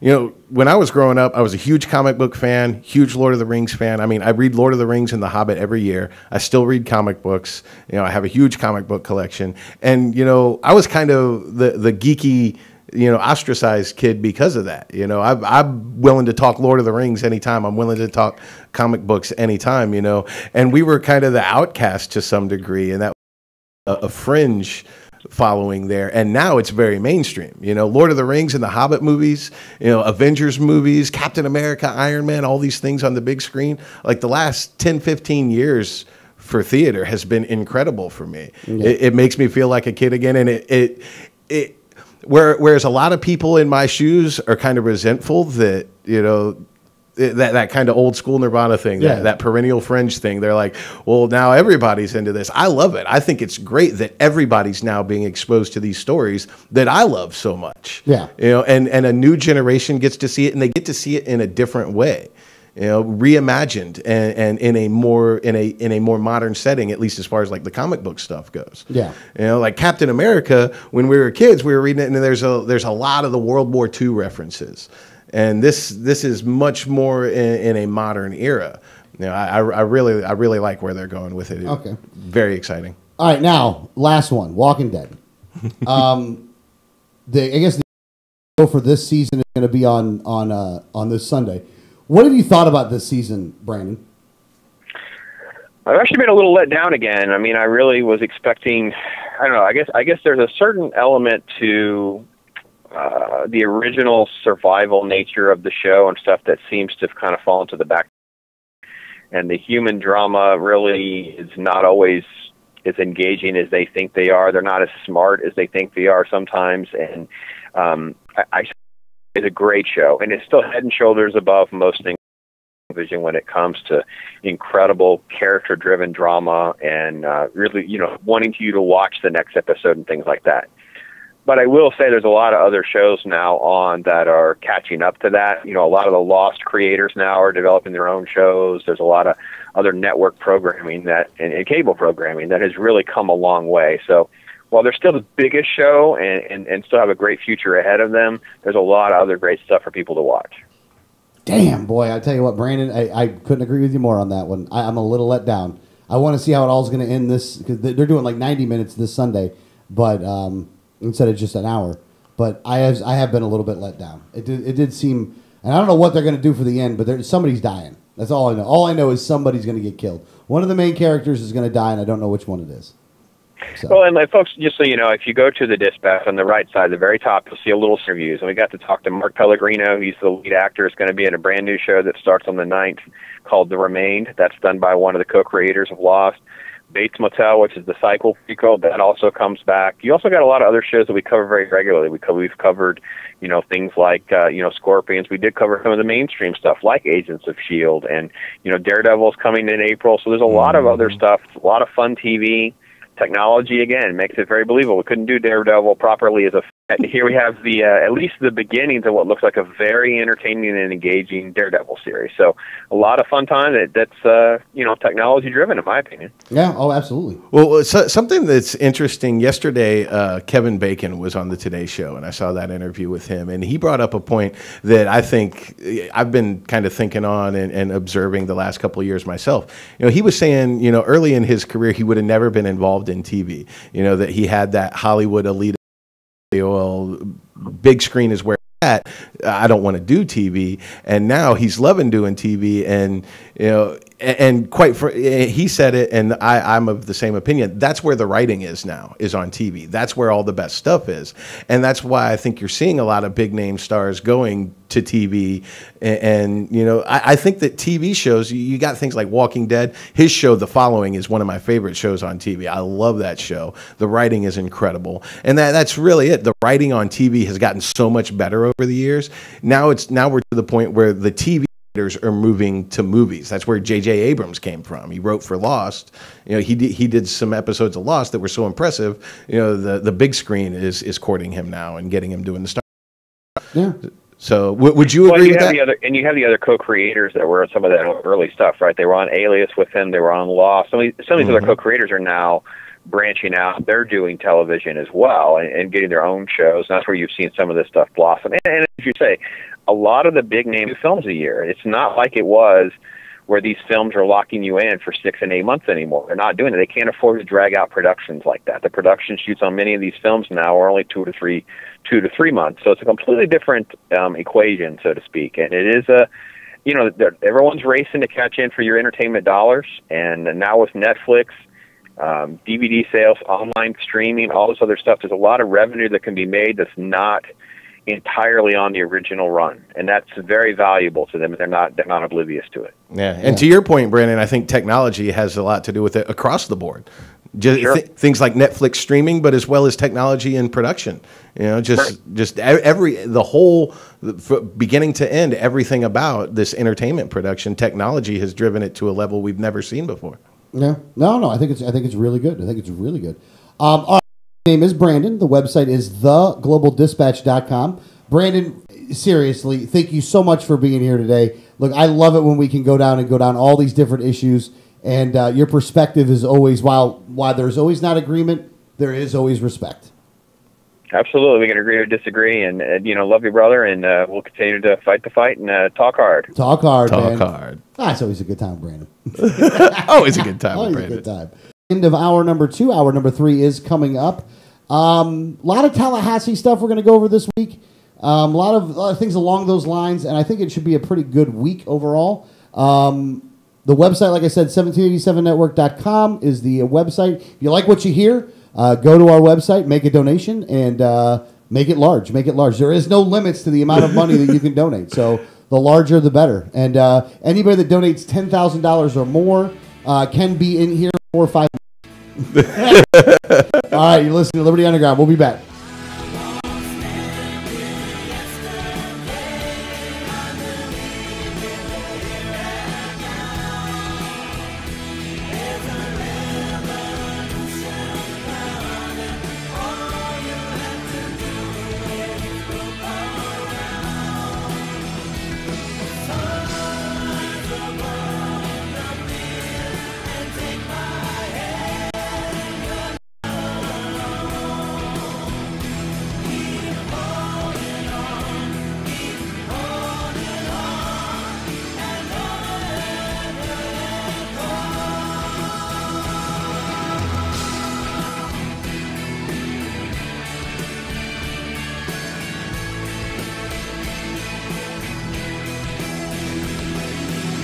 This is Gary Johnson, and you're listening to the 1787 Radio Network. Facts about the guilty until proven innocent. The Fifth Amendment Constitution grants you the presumption of innocence. Fact, red light cameras cause accidents. Accidents are up on an average of 40% at intersection with cameras. Fact, cameras punish technical foul violations. Over 80% of tickets are written when the red light is on, under 1/2 second. Join the fight at www.banthecams.org. www.banthecams.org. Liberty starts with a like. Facebook.com/Liberty Underground. If you're in Florida or Arpessa Law Offices, 800-774-9883 or tacklemyticket.com. Attorney Arpessa understands the stress associated with being charged with a traffic ticket. In many non-criminal ticket cases, there may be no court appearance, no points, and no traffic school. Attorney Arpessa handles criminal violations, DUI, and license suspension matters. Don't face these serious legal matters alone. Initial consultation is free. Call now and you will be advised any potential constitutional rights violations, the possibility of having your driving privileges or preventing a suspension from going into effect. If you've been classified as a habitual traffic offender, have a driver's license suspension matter, or a pending DUI case, call Arpessa Law Offices now so you can be advised about your particular case. Call 1-800-774-9883 24 hours a day, 7 days a week, or visit tacklemyticket.com. Main office in Pinellas County and serving all of the Tampa Bay area. Out more at tacklemyticket.com. Mention Liberty Underground and get 25% off. You know Going Postal offers shipping with UPS, FedEx, and DHL International, and they're a full-service post office. And Going Postal is not just your one-stop shop for shipping. They offer copying, laminating, faxing, packaging, and they even have a notary public service. Visit our friends at Going Postal at the following convenient locations: Palm Harbor at the corner of Tampa Road and County Road 1 in the Sweet Bay Plaza, St. Pete on 66th Street just south of Tyrone Boulevard near Publix, and be sure to visit their newest location at 35590 Alderman Road next to Publix in Palm Harbor. When the unthinkable happens, it doesn't matter if you save money in 15 minutes. It doesn't matter if your neighbor has the same insurance you do. In this moment, what matters is the quality of your independent agent and the company that stands behind them. Auto Owners Insurance has been recognized as highest in customer satisfaction with the auto insurance claims experience 5 years in a row by J.D. Power and Associates. For award information, go to jdpower.com. Call Row Insurance in Newport Richey today. 27370030.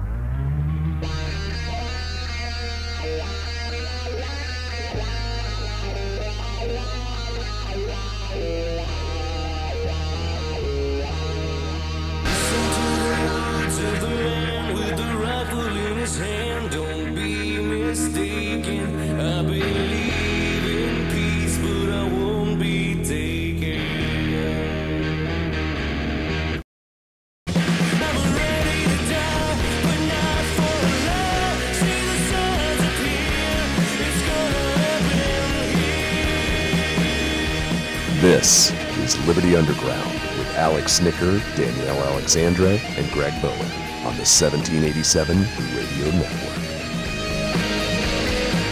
Good morning, Tampa, St. Pete, Clearwater. It's the Liberty Underground Show. Alex Snitker, Danielle Alexandre, and me. Actually, Greg Bowen. Alex, I think, is walking. Yeah, I think Alex is bailing on us. But we've got you in studio now. You do. I was not on for the first couple hours, but I had some kind of paperwork and other things that I had to finish up from yesterday. So I have finished those things up. I have zero computer right now. But you'll have to bear with me as I kind of go through these things. Alex did get kind of an important phone call that he had to go take right away. So I have no idea what you guys talked about the first 2 hours. I completely am lost at where we're at in the show. So we're just going to have to start with things that I know since I have zero computer. And you're just going to have to deal with it. Well, we were talking about doing the Tallahassee update. Well, great. I was in just hour 3. So Wretched hive of scum and villainy. yeah, the Tallahassee update with Danielle. So I was in Tallahassee for the entire, most of the week. No, I can't even say that. That's a complete lie. This is what happens when I come in and have nothing prepared. No, I was actually there for a couple days. The actual session started on Tuesday, so they didn't have really a full week. Mondays are basically always a travel day for the representatives and senators, so you tend to not see as much activity on Mondays. There's a lot of meetings that happen that are not open to the public, not committee meetings. It's a lot of, just I meet a lot of times on Mondays because that's when you can get legislators as, staff members. But Monday is not a big day. Generally, normally no one's even there until after about 1 or 2, and then Tuesday was the first day of session, which I want to point out something, and I know I do this every single year, but it seems so apropos every year. If the state address, and he does the state of the state address on the first day of session every single year, and it's a lot of pomp and circumstance, but what I always find to be sad and interesting all at the same time is the enormous amount of flowers that are around the room address.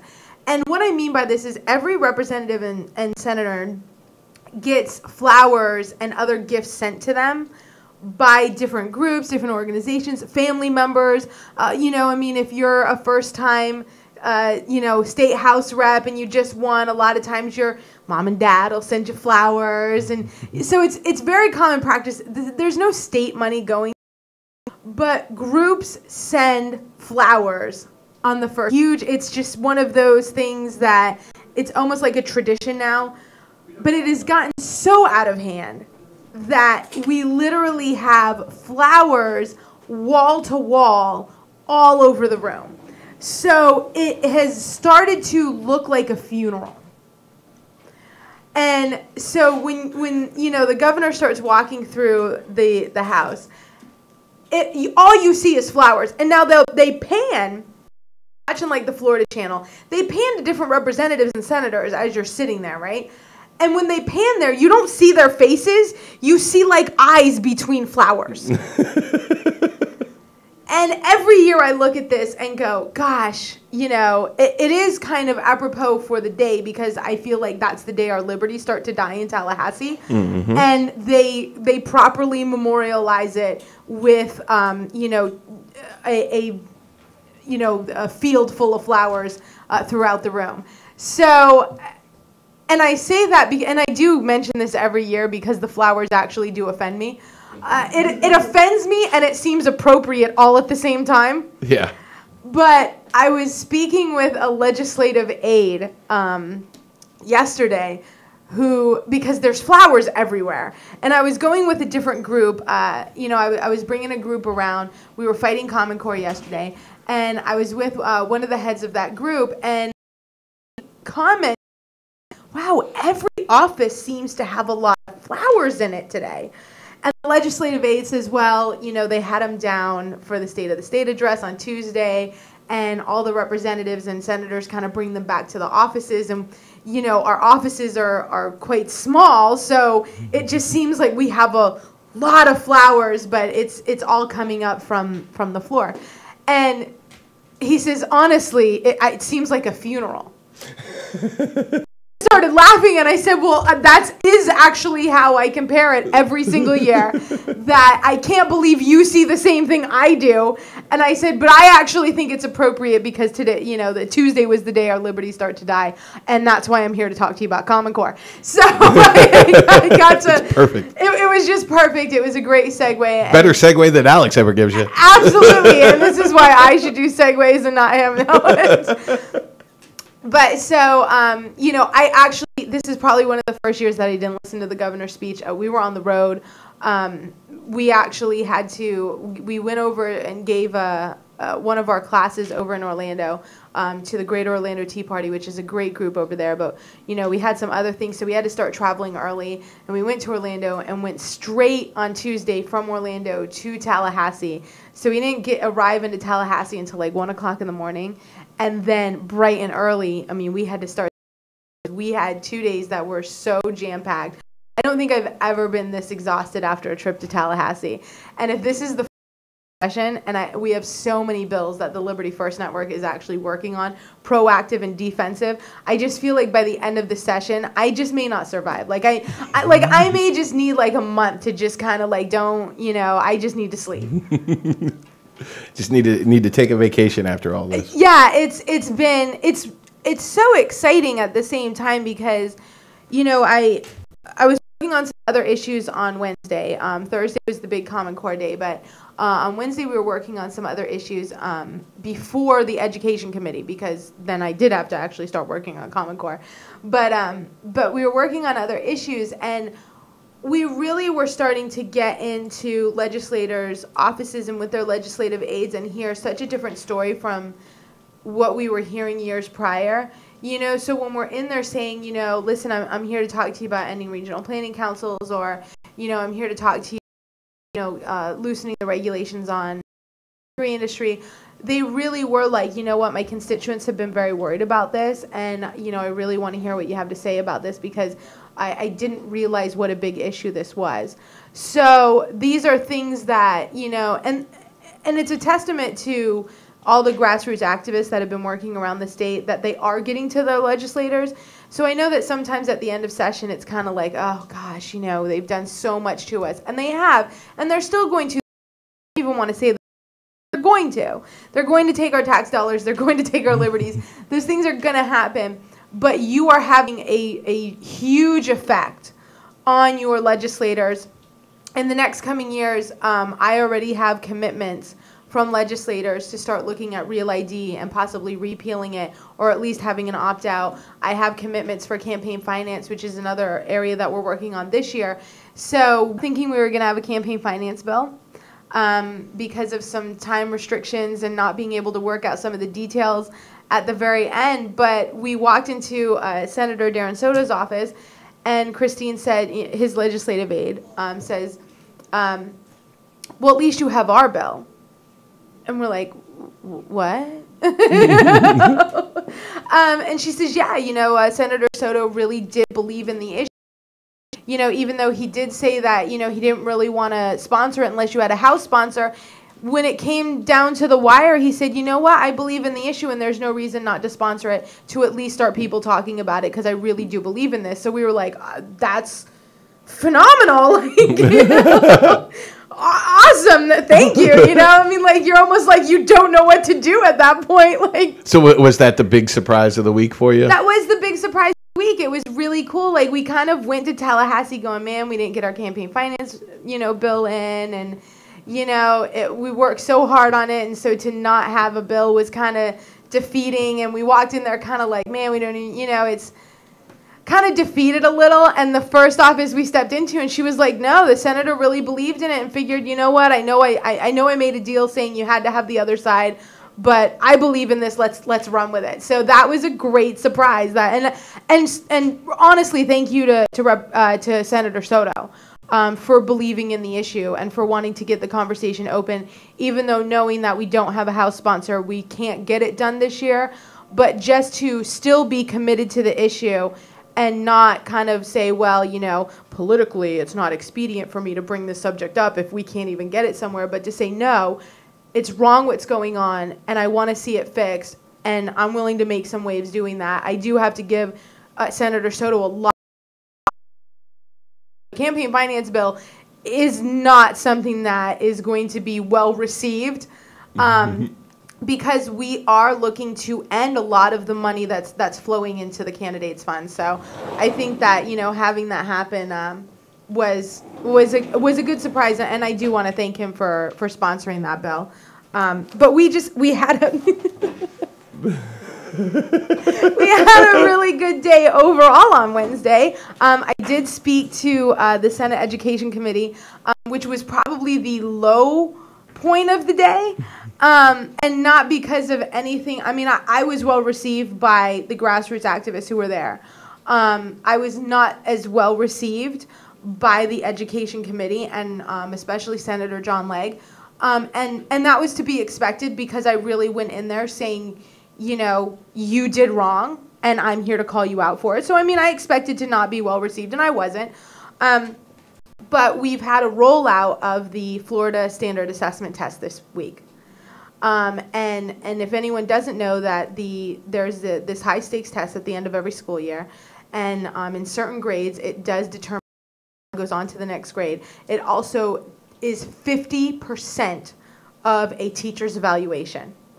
The scores that his or her students have on this test is 50% of their evaluation. And that's for any grade. And that's for any grade. This is how the schools get the school grading. And we know that a lot of the extra funding is tied to school grades, and they've moved from the FCAT to now the Florida Standard Assessment, and it's a completely online-based test. There's no paper and pencil test, and they didn't even have a paper and pencil contingency plan. Which we now know they should have. Which we now know was very, very poor plan. Because in many counties, my county is one of them, the technology for the test was not going as planned. In fact, in Pasco County, I don't think anyone is still taking the test in a week. Yeah, I know that a lot of people are missing out on taking that test. Yeah, there was 9 counties overall that just couldn't even log in for the most part of the week, and 30 counties that had issues when they logged in. So you have 39 counties that are basically, their students are going through a very confusing time. They have no idea what's going on. All they know is that they're prepared to take a test. They come in, they log on. It's frustrating. They can't take the test. They finally get into the test. They answer one question. It freezes up on them. They can't move on. And yet I watch Senator Legg sit in this education committee and hear all of these problems and say, well, I still think the test is viable. I still think it's going to be credible. And I still think our schools should be held accountable for their grades on this test. You know, did you get into the... There you go. Sorry. Did you start, Danielle, on the committee that you were in, the bills that were being... the amendments to the bills that were being voted on, and the... There? No, I didn't get into the amendment part. So Senator Bullard is actually kind of teaming up with Representative Mayfield to put forward a comprehensive look at the high stakes testing, and actually but Senator Bullard sits on the Education Committee in the Senate. And Mayfield's in the House. Right. And so Senator... and Bullard's a Democrat and Mayfield's a Republican. Yes. It matters in a minute. It does matter. So Senator Bullard is sitting there, and Senator Legg has a bill, and they're discussing Senator Legg's bill because the grassroots were angry and having angry faces at Senator Legg as it's to change it to be more palatable. And it did include some of the wording from his bill, but a lot of it was just, we're seeing a disastrous rollout. So we need to stop and not use the grades from this year to punish schools and teachers. And it just made sense.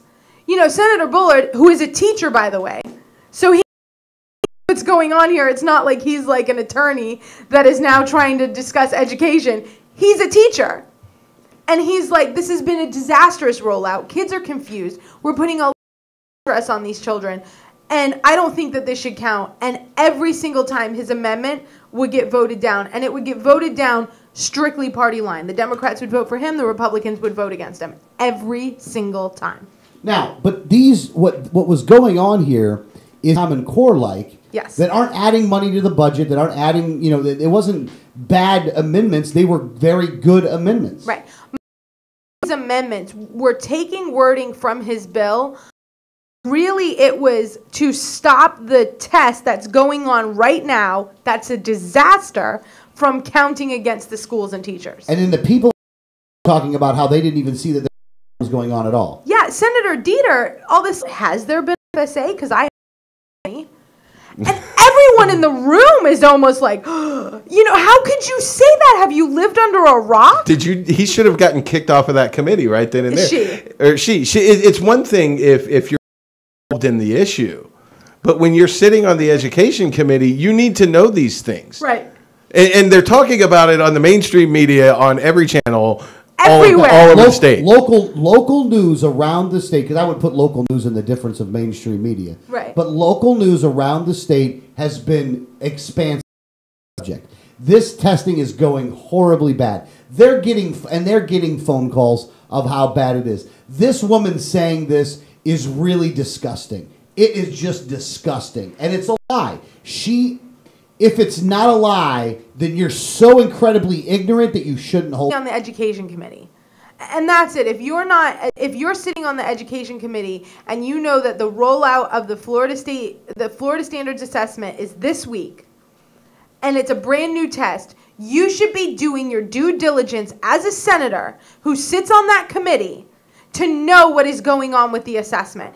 At the time of that meeting, we were already to Wednesday. It was the third day of the assessments.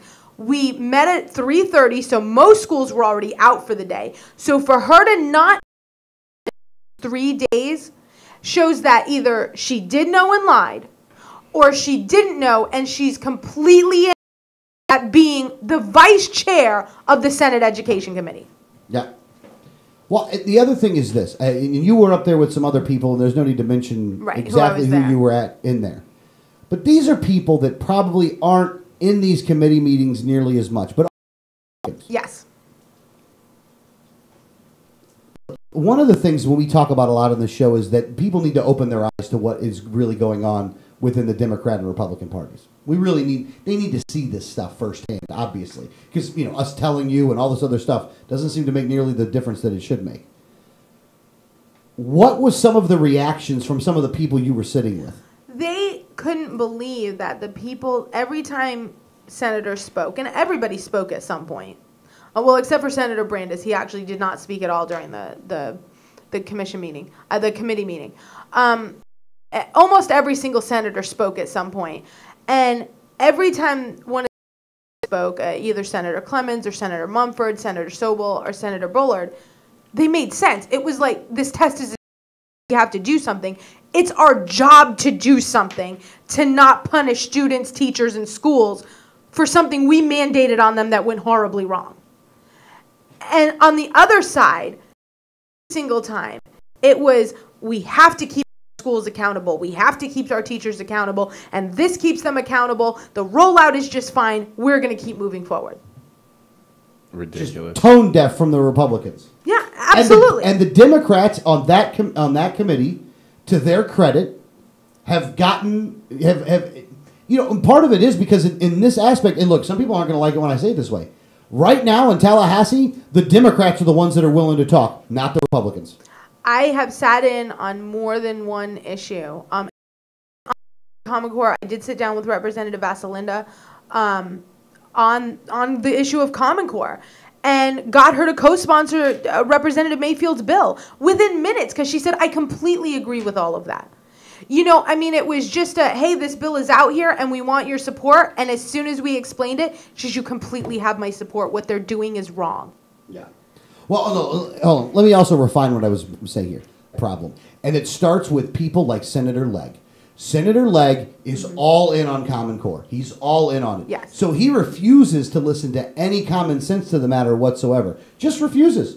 Doesn't care to hear it. Doesn't give a crap what you think as a constituent. Doesn't care what the teachers say. Doesn't care what the students say. Doesn't care what anyone says. He's just going to do what he thinks is the right thing. And How is he different than somebody like Obama? He's not. He's as bad as somebody like Obama. Well, I mean, it's just the rollout of this has been just horrible. It really has. And to make this, to punish a teacher for it, or to punish a student for it, or to even punish the entire school because they were mandated to do a test based on technology and the technology failed, I just think is not right. And 2 weeks ago, in the Senate Education, the schools in one of the school principals in Clearwater, the superintendent of schools of Pinellas County, the superintendent of schools in Miami-Dade, the superintendent in schools in another county, all testified to that committee that they were unsure if their schools were prepared for the technology that had the test on it. That they were unsure if their broadband would allow for all their students to go on at once. They were unsure if the capacity would hold for the entire. They were unsure if the technology was going to work. They did not know if the test was going to be okay. That was 2 weeks before the rollout of the test. That education committee was warned that the testing may not go off well because all of the administrators were unsure if their school capacity with internet capacity and just how many computers they had, even access. So they knew it.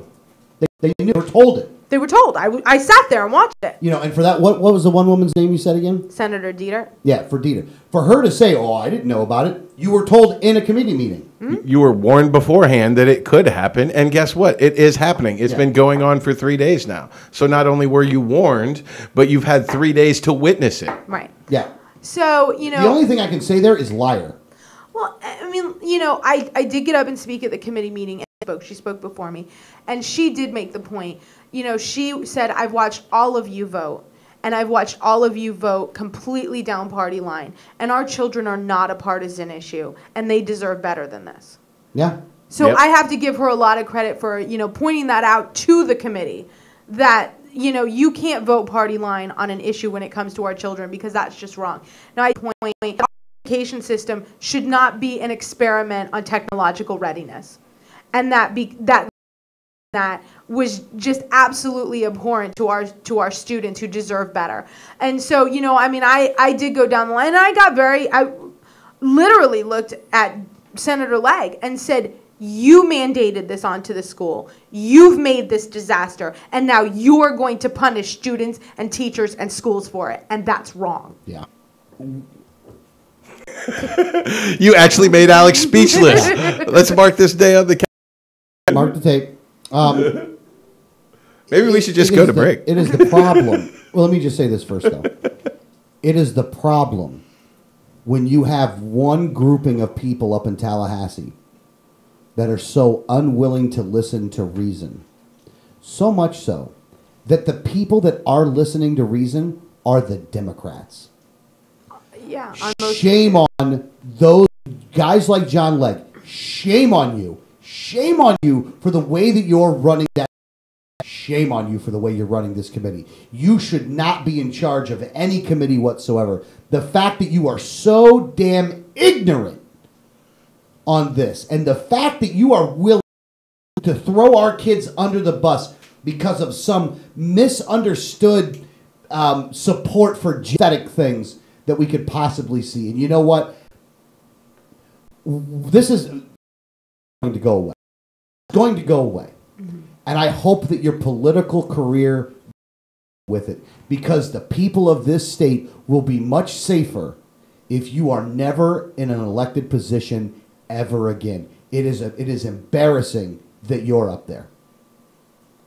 No, absolutely. And I do have to say that, of us working with the Democrats, it's, I mentioned at the beginning that, we got this surprise from Senator Soto that he just believed in campaign finance reform and he believed in what we were doing, so he filed the bill. And he's also a Democrat.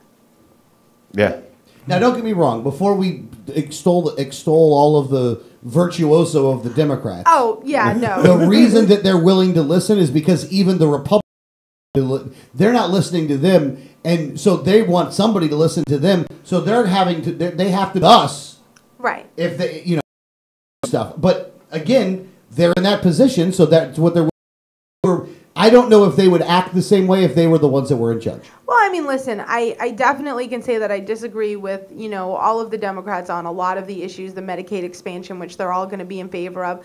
I definitely disagree with them on issues, but on certain issues that are when it comes to some of them are. Yeah. Common Core. Some of them, yeah, Common Core. Some of them are. Most of them are. Some of them aren't. And a lot of other things too. But let's take a break.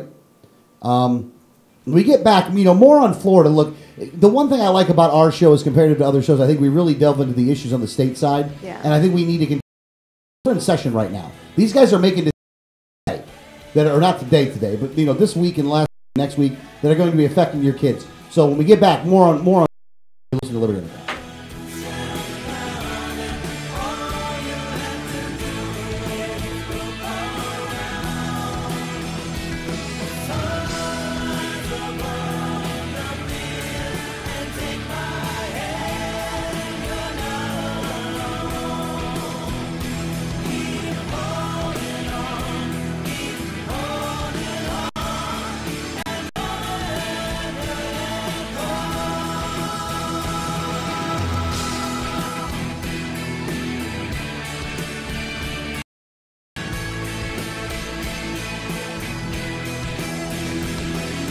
Hi, this is Gary Johnson to the 1787 Radio Network. Facts about the red light cameras. Fact, you are guilty until proven innocent. The Fifth Amendment to the U.S. Constitution grants you the presumption of innocence cause accidents. Accidents are up on an average of 40% at intersection with cameras. Fact, cameras punish technical violations. Over 80% of tickets are written when the red light is on, under 1/2 second. Join the fight at www.banthecams.org. www.banthecams.org. Liberty starts with a like. Facebook.com/Liberty Underground. If you received a ticket in Florida, contact Oropesa Law Offices, 800-774-9883, or tackle my. Attorney Oropesa understands the stress associated with being charged with a traffic ticket. In many non-criminal ticket cases, there may be no court appearance, no points, and no traffic school. Attorney Oropesa handles criminal violations, DUI, and license suspension matters. Don't face these serious legal matters alone. Initial consultation is free. Call now and you will be advised about any potential defense, constitutional rights violations, the possibility of having your driving privileges restored, or preventing a suspension from going into effect. If you've been classified as a habitual traffic offender, have a driver's license suspension matter, or a pending DUI case, call Oropesa Law Offices now so you can be advised about your particular case. Call 1-800-774-9883 24 hours a day, 7 days a week, or visit tacklemyticket.com. Main office in Pinellas County and serving all of the Tampa Bay area. Find out more at tacklemyticket.com. Mention Liberty Underground and get 25% off. Going Postal offers shipping with UPS, FedEx, and DHL International, and they're a full-service post. Going Postal is not just your one-stop shop for shipping. Copying, laminating, faxing, packaging, and they even have a notary public service. Visit our friends at Going Postal at the following convenient locations: Palm Harbor at the corner of Tampa Road and County Road 1 in the Sweet Bay Plaza, St. Pete on 66th Street just south of Tyrone Boulevard near Publix, and be sure to visit their newest location at 35595 US 19 North at Alderman Road next to Publix in Palm Harbor. When the unthinkable happens, what matters is the quality of your independent company that's Auto Owners Insurance has been recognized as highest in customer satisfaction with the auto insurance claims experience 5 years in a row by J.D. Power & Associates. For award information, go to jdpower.com. Call Row Insurance in Newport Richey today at 727-376-3030. If you'd like to call the program, the number 1-800-525-4032. That's 1-800-525-4032.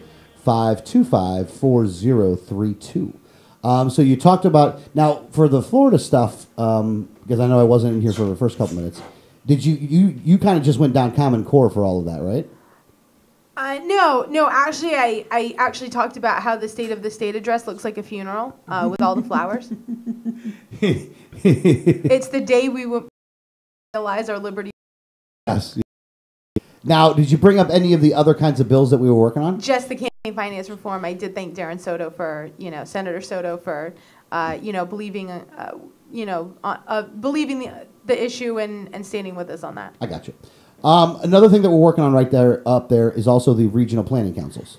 Yes, we are working on regional planning councils.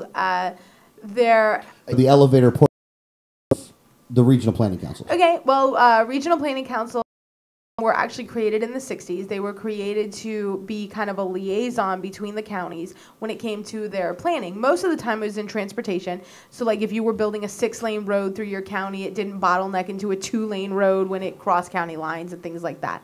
That's actually a, great function. But they kind of morphed over the years into a planning board. A fourth level of government. Yeah, a planning board that actually mandates things onto the counties. The counties are mandated by the statutes to be involved. They're mandated to pay a large amount of dues, which is taxpayer dollars, and to be a part of these regional planning councils. And the regional planning council will basically create their growth plans for the county and then say you have to implement these. So that's become like a fourth level.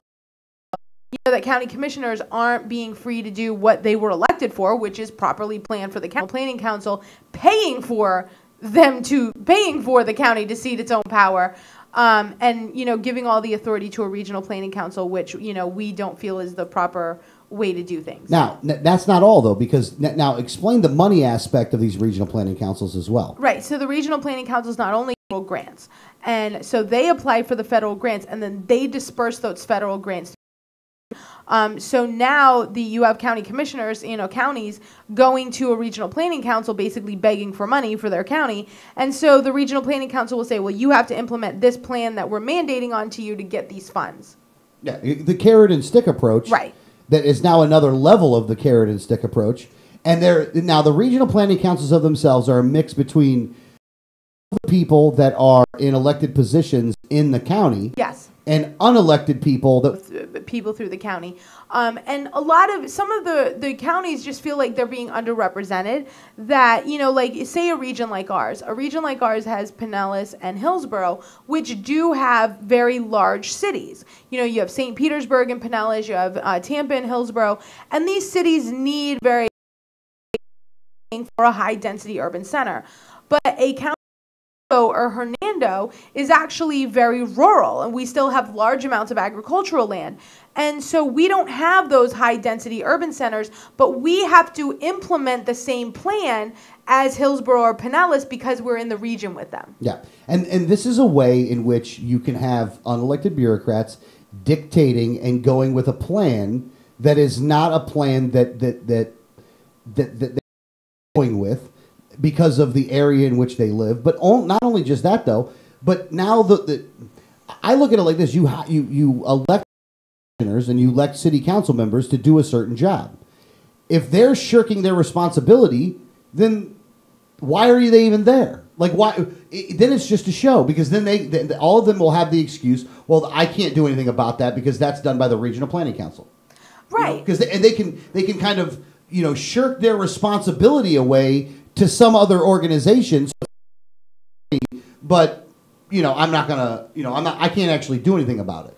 Well, and that's the thing is that what you're seeing is county commissioners are not exactly going, I don't like regional planning councils. They do like them, but they like them because it's less things for them to worry about, and they still get elected, they still get their paycheck, and they're not doing the job that they were elected for. Yeah, and they're getting paid well. Yeah, I mean, it differs from county to county, but like in our county, I think they make like $70,000 a year. A county commissioner. And they're not making a, living. They're making a very comfortable living in planning to a regional planning council. When it comes to, schools, they're, letting the state government dictate. There's so many different things that we have elected officials that are elected on the county level that are just saying, well, we'll let the state do that, or we'll let the regional planning council do that, or we'll let the metropolitan planning organization do that, or giving away their power, but still wanting to take their paycheck. So, and they give away our rights at the same time. Oh no, they love giving them away. So what is this bill that you're proposing? What does it do? Well, Well, so the bill that we have is Senator Wilton Simpson's bill on the Senate side. It is Senator Representative Mayfield's bill on the House side. And what this would do would actually basically repeal regional planning councils.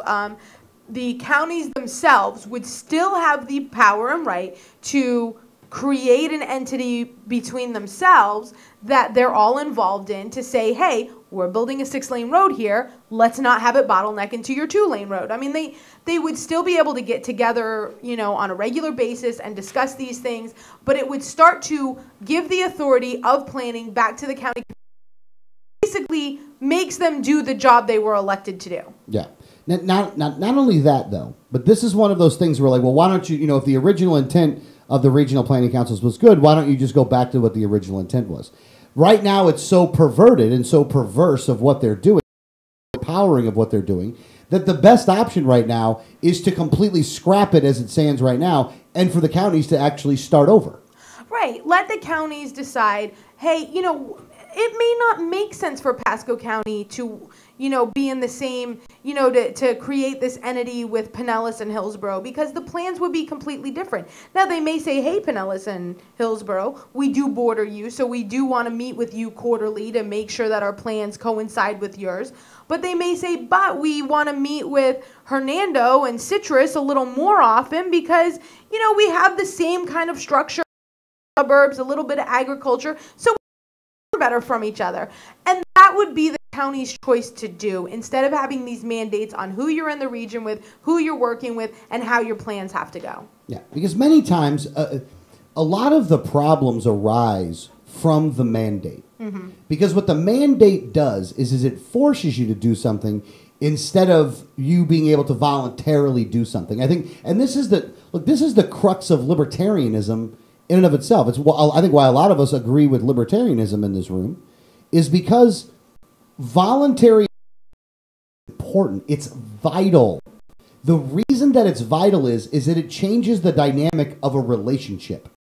I have a relationship with someone and that relationship is mandated, then I'm under no obligation to actually do the right thing. I can just do whatever I want. Mm-hmm. But if I have a voluntary association with someone and I do something that angers that other person, then that other person has the ability to leave the situation. And that ability to leave the situation keeps me in more check than it would be if I could mandate it to you. It's the same thing when it comes to Obamacare. It's the same thing when it comes to a lot of government programs. The mandate is the problem. The mandate changes the dynamic. The mandate perverts the dynamic. And we have to stop this at every level of government. We have to go as voluntary as possible to everything. It has to be voluntary because good ideas don't require force. If it was that good of a damn idea to do these things, then you should just have to talk to people and convince them that it was a good idea. The fact that you're forcing them to do it means that you're already starting off evil. Force and a mandate is evil because you shouldn't be allowed to do that. Go ahead, Dave. No. I think you're exactly right, and it's. Everybody wants their counties to work with the surrounding counties to make sure, because you don't want to be a huge road that bottlenecks into a small road. We know that. At the end of the day, it's your county commissioners that you hold accountable for planning these things properly. And it's the county commissioners that you get rid of if they don't plan properly. So, making that voluntary, that they go out and reach out to the surrounding counties, that they provide plans that best fit your county and what your county does is the best way to go. There's no reason why we should have the same growth plan in Pasco as they have in Miami-Dade County now, and that's just not right. Yeah.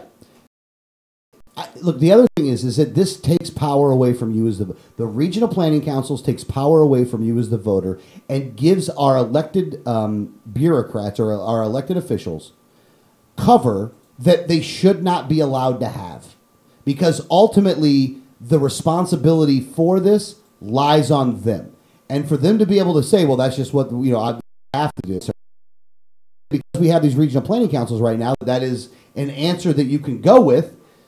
The legislation to eliminate the regional planning councils is a very good idea. And I know it sounds wonky when you're listening to it, but these people are screwing up your life.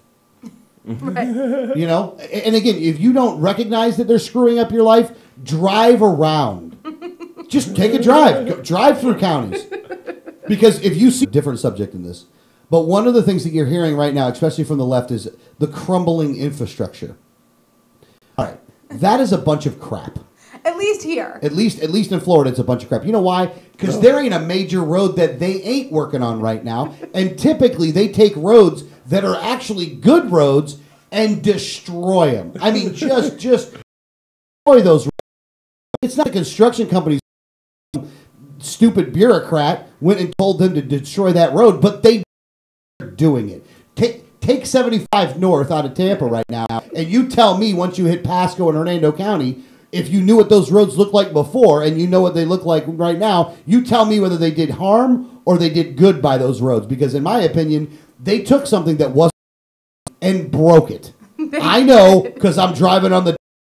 They did, because there were holes, there wasn't... That was the part of road where once you got there, you're like, oh, that feels so much better on the car. Like, I'm not bouncing around. It's like, wow, that's such a smooth ride. And now it is a construction zone. Yeah. Yep. There's no growth that was needed on that road. No. It was 4 lane. That part of the interstate. It's 6 lanes.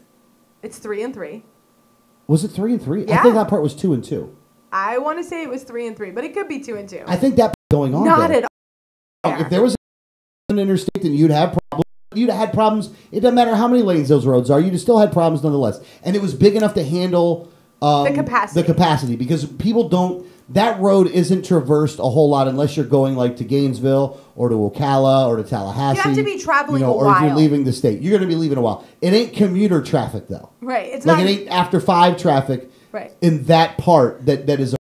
In Tampa, didn't need to do it unless you're just trying to waste money, which is what they're trying to do. You know, but don't give me this, our infrastructure is going bad crap, because it's not. If it is, then you guys are idiots because you're working on the wrong stuff. But there's no part of Florida that I've seen that doesn't have construction projects going on right now. But that's the thing. They are working on the wrong things. I mean, look at, like, there was in Clearwater last year, while they were doing repairs on a road that didn't need it. Yeah. Well, look, they were doing major repairs on the bridge that collapsed. Well, the bridge that collapsed, it's actually a few blocks from my house. And you did it then. No, well, you were. I saw you jumping up and down on it. No, go ahead. I'm sorry. It's an area that's been under construction for a long time. It's an overpass that they're building that desperately needs to be built, and they've been taking years to build. Point where we're making progress. We can see the progress, and because of their poor planning, somebody destroys the bridge, and now they have to start over again. And I always say this because in Pinellas, when I got my driver's license, I was 16. So I'm like, I'm going to go to Celebration Station. I was so excited because it was like, I have my driver's license. I'm going to Celebration Station and be all like, woohoo, I can go somewhere on my own now. And I drove, and they had there in Clearwater in front of it. Just started. We went with the kids a couple months ago. And that construction is still there, and I'm 36 years old. Yep, that's Florida road construction. Yeah, and look, and I blame the government for this one because they're the ones that are dictating what roads need to be worked on, how they need to be worked on, what's the plan in order to work on them. And the construction companies are just doing as they're told. Yeah, you know, they can't make decisions as to how this is going to be done. They just get instructions and they go and do it. Well, it's also the way that the relationship with the contractors that are doing this work and the way that this all gets done. The contractors can't get paid by the government until they actually start the project. So what they do is they go out and they start putting up barricades, start closing up roads to officially start this project. And that gets them paid. Well, now they use that money to finish the other projects that they've been working on for the government and on this road. So when the project actually starts and roads start getting closed down and you start seeing the evidence of construction, and when it actually starts are years apart. Yeah. Typically, you're talking 2-3 years at the least between when that construction project starts and you start seeing the evidence and feeling the pressure of the shutdowns. Right. And then when it actually starts, and then it's going to take 6 to 10 years once they actually break ground to get this project done. And then if anything goes wrong, which it always does, A water main breaks, you hit a power line. a truck runs into the bridge, who knows? I mean, who knows what's going to happen? All these things have happened recently, and now you've got to fix that. The bridge in Clearwater, that's going to add like 2-3 years to this project forward to it being done. I mean, this is my neighborhood traffic that this affects. Oh, yeah. Either way. It's hard to get around that intersection because of what's going on right now, and it's been that way for years. Yeah, and I was so looking forward to this being done, and I was seeing progress, and I'm seeing us getting close to it being done, and then this happens. And it turns out that it wouldn't have happened if it wasn't just horrible craftsmanship. Right. Yeah. So, but back to the regional planning councils. There is a bill that we have. I don't know how much traction it's actually. I don't know if we can get it passed at the end of the day, but we eliminate the regional councils, and for these counties to have to start over. And I think it's a good thing that they do. A lot of times have that kind of destruction when it comes to a government bureaucracy. I think that we would be much better suited to destroy these things and then for them to start over. Because I think when you start over, you start at a base of a fresh starting point from now and what our current problems are. Exactly. And there's a lot of times where, look, trying to reform these things ain't the answer. It's eliminate them. It's burn the book and start over. There was a guy running for county commissioner in Hernando County that said one of the smartest things that I've ever heard somebody say is that we ought to take the rule book as it is right now. We ought to burn it and we ought to start over. Mm-hmm. Honestly, I can't think of a better idea for government agencies than to burn the rule books and just start over. Yeah. No, I agree with you. The libertarian position ought to be a mantra, right? Is burn the book and let's start over. Like, we should never burn books most of the time, but when it comes to books, we should just burn them all. Mm-hmm. You know, maybe we are burning books at that point. There are some books that should be burned at this point. If you're just a regular author and you're just doing it for voluntary reasons, you have the right to write whatever book you want to write. If it's a rule book that everybody else has got to follow, that should be kindling at this point. We're speaking figuratively. I mean, I wouldn't mind them symbolically actually grabbing all of the they have in the government buildings, bringing them outside, and putting them in a bonfire. Oh gosh, do you know how big that fire would be? In the book of statutes, and you know, throw the flowers on it and it gets huge. But you know, you could the flowers could be all like the kindling that you need to but they actually bring a box of books to each legislator and be like, here's your statutes from last year. And it's like, the thing is humongous. So that's why we're doing on the regional planning councils. Now, there's some other things going on up in Tallahassee. Some good things, too. Like, it's not a bad session necessarily either. There's a lot of different things that are going on. Next week, I think we'll give you a much more rounded kind of view of what's going on in Tallahassee. I think we'll have a better idea of where things are going then as well. Well, we were very focused on Common Core this week, because there was a push to be focused on Common Core this week. So we did focus on it, and so that's why a lot of what we did work on was Common Core, which is a very important issue. And with the rollout of the test being this week, it did need our attention. Yeah, no, absolutely. I completely agree with you on that.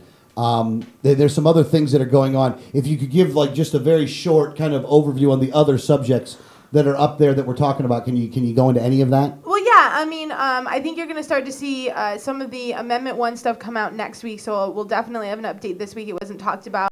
That one in legislation wasn't really, didn't go anywhere. But some of the gun legislation, some of the ones that would let concealed carry on school campuses, would allow administrators to choose someone to be able to carry concealed on school property. Those things were moving this week.